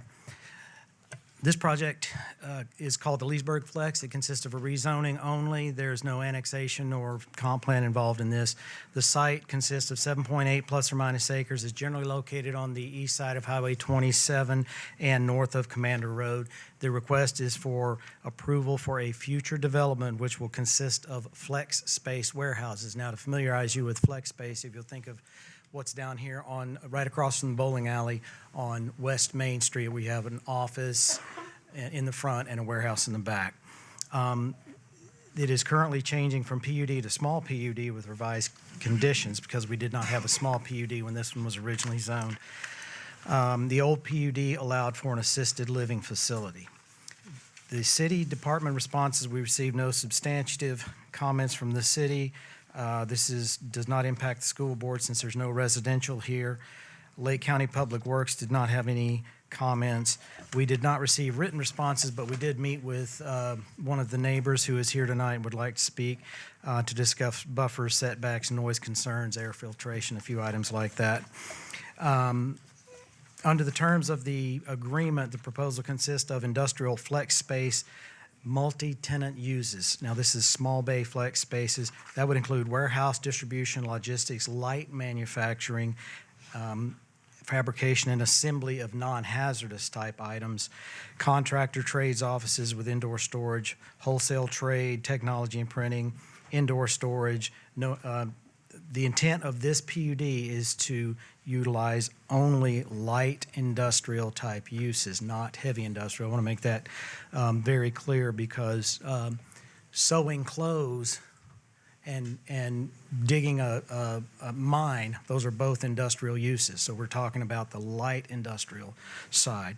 There are 6 buildings proposed on the site with a maximum building height of 2 floors. There is opaque fencing or a wall required where the property is adjacent to residential, which is right here on the east side. 35% in open space, dark sky lighting is required, and a code-compliant landscaping plan. There's a conceptual site plan in your packet.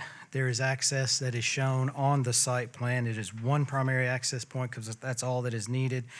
The PUD would require the developer to provide any and all expansions or upgrades to the access points and driveways as needed by FDOT on Commander Road or Lake County, FDOT on US 27 or Lake County on Commander Road.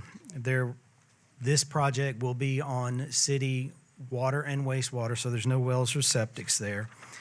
There is the standard phasing clause in this project with the automatic reversion after 4 months to the RE1 zoning standards. Planning Commission did recommend approval on this one by a 7-0 vote. We do have one gentleman here that would like to speak about it. And Mr.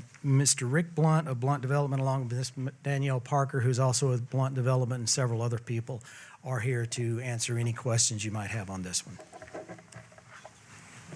Are there any questions for Dan, Commissioner? May we call for the petitioner, please? Mr. Blunt? Rick Blunt, 5429 County Road 125, Wildwood, Florida. I also want to congratulate Mayor Berry, another Leesburg High School graduate, to be the mayor there. I got to speak to Mrs. Henderson a little bit in the lobby, and she said she didn't want to stay for my presentation, so that's okay. But we appreciate that. This project, Dan pretty well covered it. It's not real controversial. Thank goodness it does something that Commissioner Connell mentioned earlier, keeps jobs local. hopefully cut down some of the traffic in that area. This is also in that same area of Leesburg, South 27. For those of you that aren't familiar or haven't looked at it, it's down there in front of the entrance to Hawthorne, just to the right of it if you're facing Hawthorne. So we're real proud of this project. Our consultants have told us it'll bring between 68 and 95 jobs as a minimum. I'm in one of these types of units myself right now, just off Highway 44 in the Wildwood area behind Spar, and we have 5 staff working out of our unit, and it's only, ours is around 1,250 square feet. These are gonna be minimum of 1,500 square feet units, about 34 of them. So we are excited about keeping the jobs in the area. As Commissioner Connell mentioned, it's nice if people don't have to drive all the way through the town to go to their, work. And so hopefully we'll bring some of those jobs and be able to keep some of the people from having to drive so far out of town, and might help you with some of those traffic issues that we all do know about. And I think that's about all I have really, and I'm here for questions, but it's called Flex Space. I went over it at the first reading pretty well, I think, and had a lot of good questions, some things from all of you commissioners, and I think that's all I have to cover unless you have some more questions for me. Commissioners, do you have any questions for Mr. Blunt?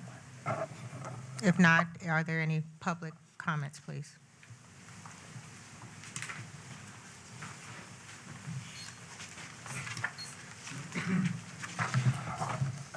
My name's Larry Boyce. I live at 4755 Commander Road. It's at the very end of the road on the east side of this proposed development.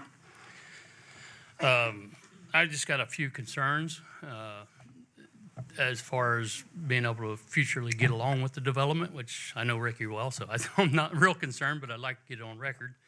Some of the homeowners in the area, I'm kind of speaking for them too. I've got one of my neighbors here with me, Ricky Howe, and let's see, let me catch up here. Just to address the concerns that could potentially impact our residences, really.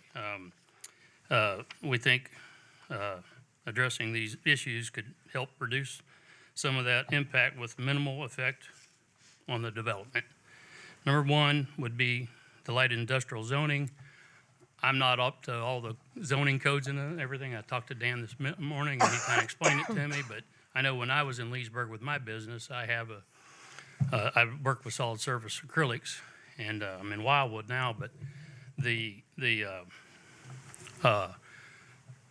I was out here by the bowling alley on Ritchie Road, and I had to come and apply for light industrial zoning because I had an outdoor dust collector. And that's one thing I kind of would like to see is no outdoor equipment that's non-essential to, I could understand ACs or something like that. I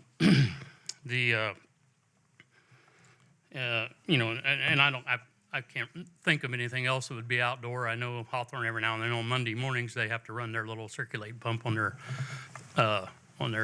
water treatment plant across from me, but that's an hour long. So the second under that would be to limit the hours of operation. I'd rather not have somebody out there banging on a car or something, or metal at a welding shop or something like that at 11 o'clock at night or 6 o'clock in the morning. That's something I would like to consider. I talked to Ricky a little bit before the meeting about the setbacks. I know it sounded like it's kind of crucial on the building thing. I have a big site plan of that because I was looking at doing a Class A RV park there, and I decided not to do it about a year ago. So I measured it out today. There's 230 feet from the wetlands pond on the west side to my property line, according to scale. If I add up a 25, every other setback on there is 25 or 30 feet, except for the extreme far west property, which is on the other side of the wetlands pond. So I would like to, address that setback a little bit.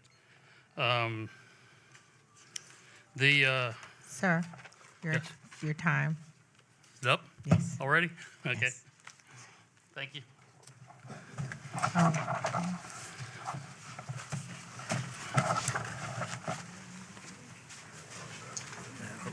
Ricky Howell, 4760 Commander Road. I just want to back up what Larry was talking about. We'd like to have a little bit of a buffer, more than what we're getting, 10 feet of a buffer. We'd like to get at least 25 feet. I don't think that's asking a lot. We'd like to have ask for a masonry wall to come from the northeast corner all the way around to the east of the entry. That would kind of give us a buffer. We wouldn't see it, maybe 8 foot tall. We wouldn't be able to see as much or hear as much. So, and then of course Larry covered all the zonings and stuff.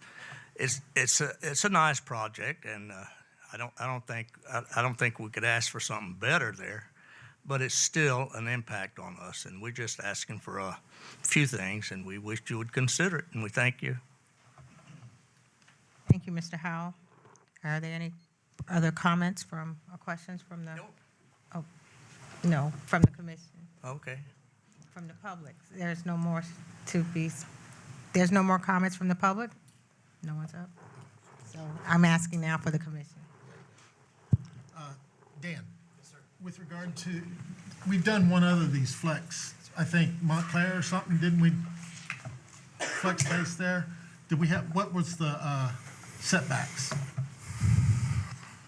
I remember on the residential side, it was closer to 25. I don't remember the exact number.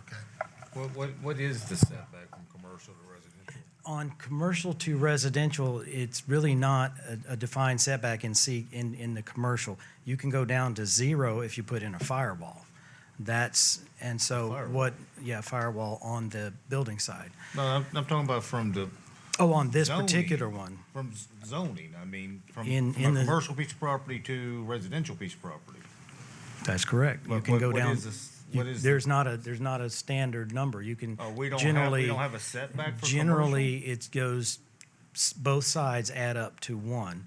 And on this one, you could put in the number that you want because it's an SPUD. So there's generally not a specific number. It usually has to add up to 15 to answer the question specifically. But in a PUD, you can make it whatever you want it to You make say it. 15 add up to. 7.5, 7.5, 5, and 10, something like that. Really, that tight? It's quite tight. Now, in a commercial zoning, you can go down to a 0 setback if you build a firewall. sure. And I mean, you're aware of that, I know. Yeah, So I get the building fire side from separation. in from property this line, but- in this particular property, there's a 10-foot buffer and a 15-foot setback, but a buffer lays on top of the setback. They lay on top of each other. They start at the same point, so it's essentially 15 feet from the property line. So in this particular case, what are the proposed setbacks, front, side, and rear? On the 'Cause I mean, it's not the site plan, so I don't know what he's proposing okay, here, but. on the rear side, it's the 15. On the sides there, I have to go pull my book out and look at it. If I can get Candy to come in and bring me that book. And then on the front, I believe it's 20, but I'll have to look at it real quick. Ms. Connell, if you give me just a minute while she's going to grab that book and we'll get Ricky, it open. Where is it that y'all live at on the here? Where is it y'all live on this map? White House. Which one? What, I mean, you got lots in front, the back, and the side. Well, at the end of Commander, which dead ends, there's three people. That's myself, Larry, and a lady. Okay. On the river. So there's only Okay, three okay. properties. The three on the river? Yes. Okay, yes. okay, So I on got the you. east end of that is where Larry takes the blunt of this, and Miss Lillian in the middle takes a lot of it. I'm across the road there, so I'm not as impacted as they are, but we'd still like to have a buffer, and a wall. And that's the area that Dan, we're looking at, there's only the 10-foot Yes, on the east buffer side. there? Yes. Okay, to answer the question specifically, Commissioner Connell, the building setbacks as measured from the property lines on the north is 25, on the south is 30, and then on the east and west, they're both 15. And that's the building setback. The first 10 feet of that is a buffer.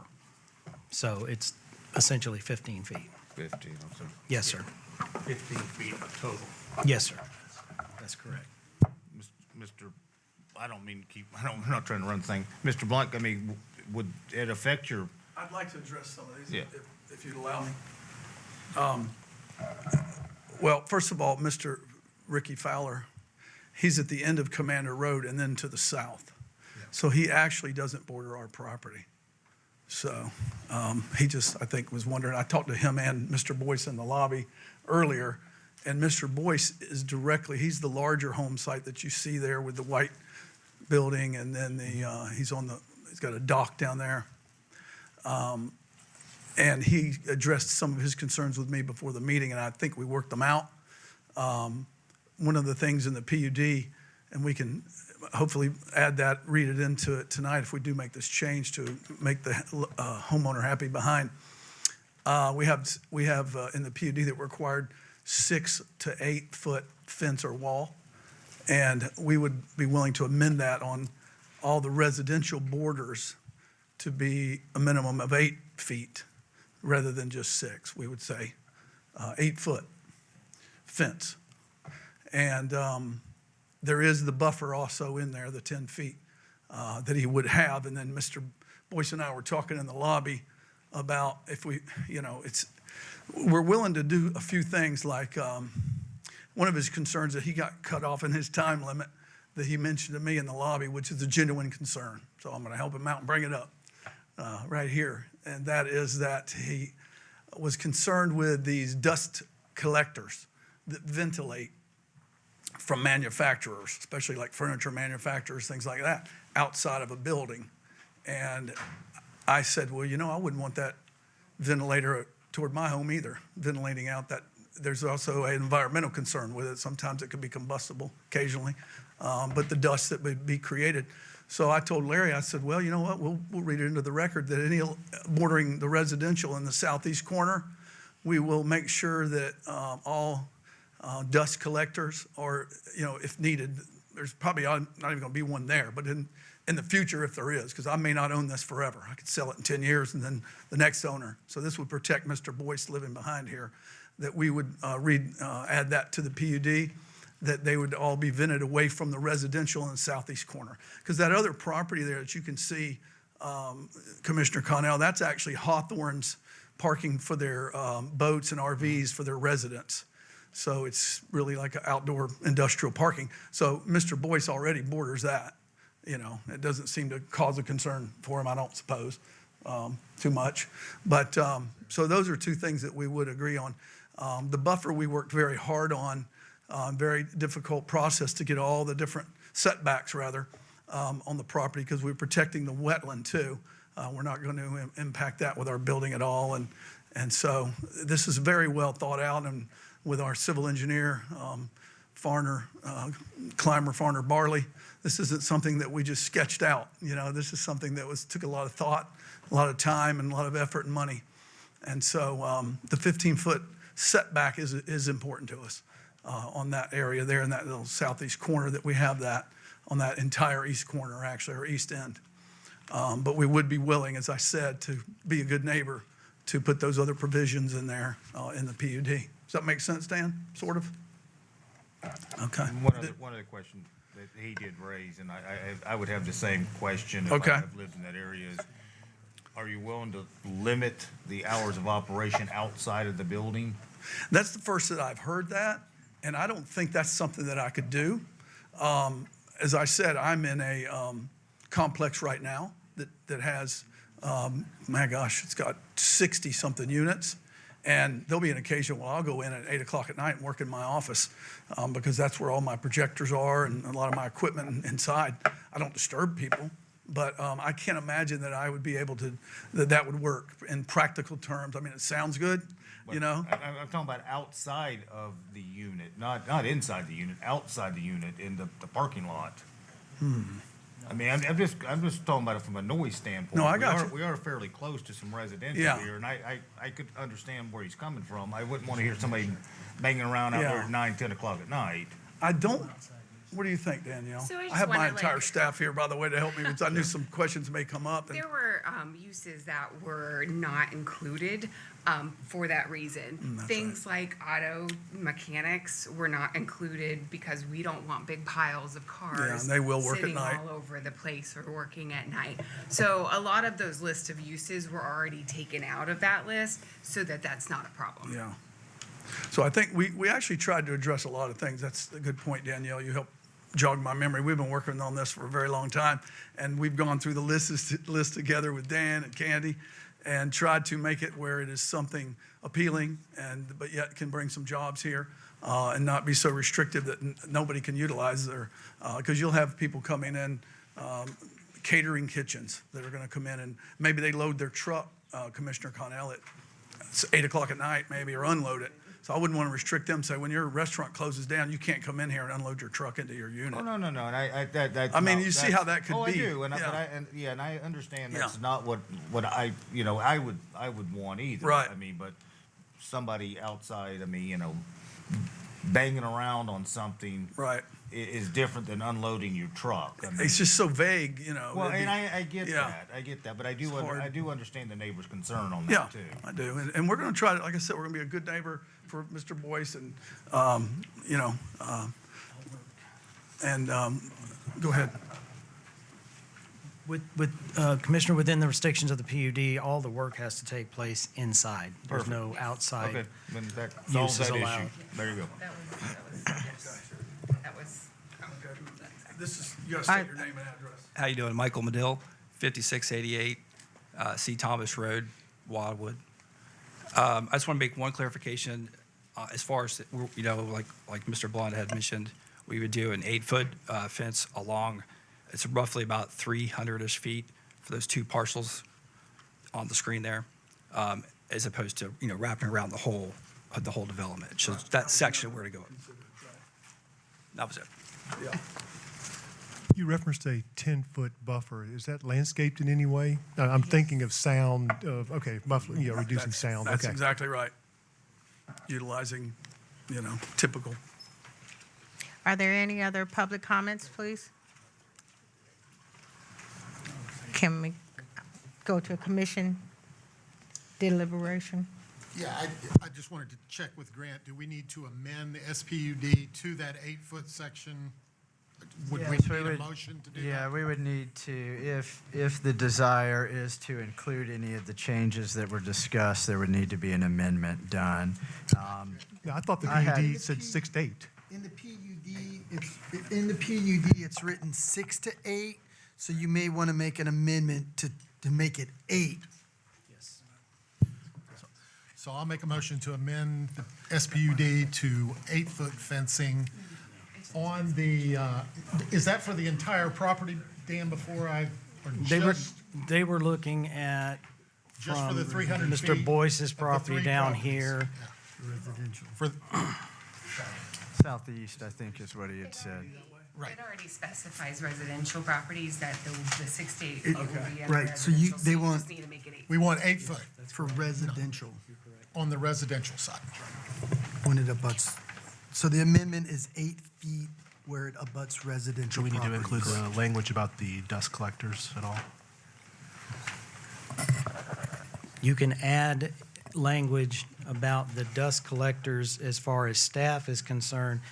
They could be restricted to point toward the front or something like that. The only time dust collectors are going to come into play is if there's someone like a furniture builder. It's pretty uncommon. So there's a motion on the floor? I know you need to make a Or motion. amended You motion. need to make a motion, Amended amended motion, motion. looking for a second. Okay, I'll second. Discussion. Any further discussion? Roll call, please. Commissioner Connell? Yes.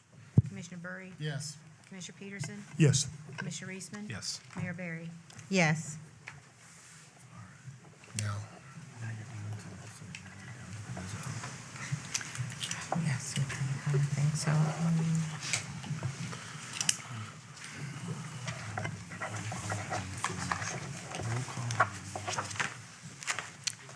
May we have a roll call on the amended motion, please? We did the amendment, now we're back to Oh, approving the on the whole six, thing. on approving the 6A3, excuse me. Okay. The amended 6A3. The amended 6A3, thank you. Commissioner Burry, Yes. Commissioner Peterson, Yes. Commissioner Reisman. Yes. Commissioner Carnell, Yes. Mayor Barry. Yes. Now we're in, 61. we have no business, no routine items. And 61? Would someone please introduce? I'll introduce 6C1 to be read by title only.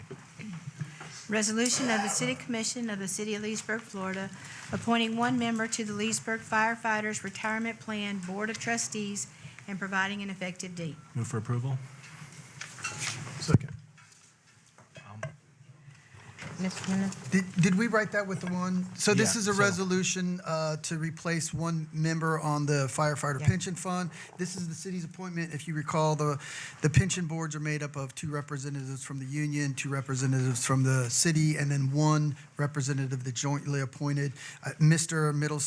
Middlemiss is, his term expired in December, so this is an appointment for his term for 2 years. It would end December 31, 27, so it's a 2-year appointment. He is the only person who has filled out an application to serve on the pension board representing the city, and I believe the resolution is written that way. Yes, yes, sir. I'll make a motion to approve Mr. Middlemiss. Second. Madam Clerk, can we have a roll call, please? Commissioner Peterson, Yes. Commissioner Reisman, Yes. Commissioner Carnell, Yes. Commissioner Burry. Yes. Mayor Barry. Yes. Next, we have our information reports. We have none. City attorney items, Nothing tonight, thank you, Madam Mayor. city manager. I don't have any tonight other than to jump on the bandwagon and recognize Mayor Barry. I think it's a pretty significant deal to have our first female African-American mayor in Leesburg's history. So, Mayor, congratulations. Thank Look forward you. to working with you. Thank you. Roll call? Commissioner Peterson, Nothing tonight. Commissioner Reisman, Couple things. At our TDC board meeting this afternoon that I sit on behalf of the city, this TDC allocated $150,000 towards the spring games. So that'll be taking part here in Leesburg and Claremont from February 13th through March 28th. So that will bring a lot of hotel stays and residents and out-of-towners enjoying our city. Look forward to seeing you all this Saturday at the MLK Parade and MLK Breakfast.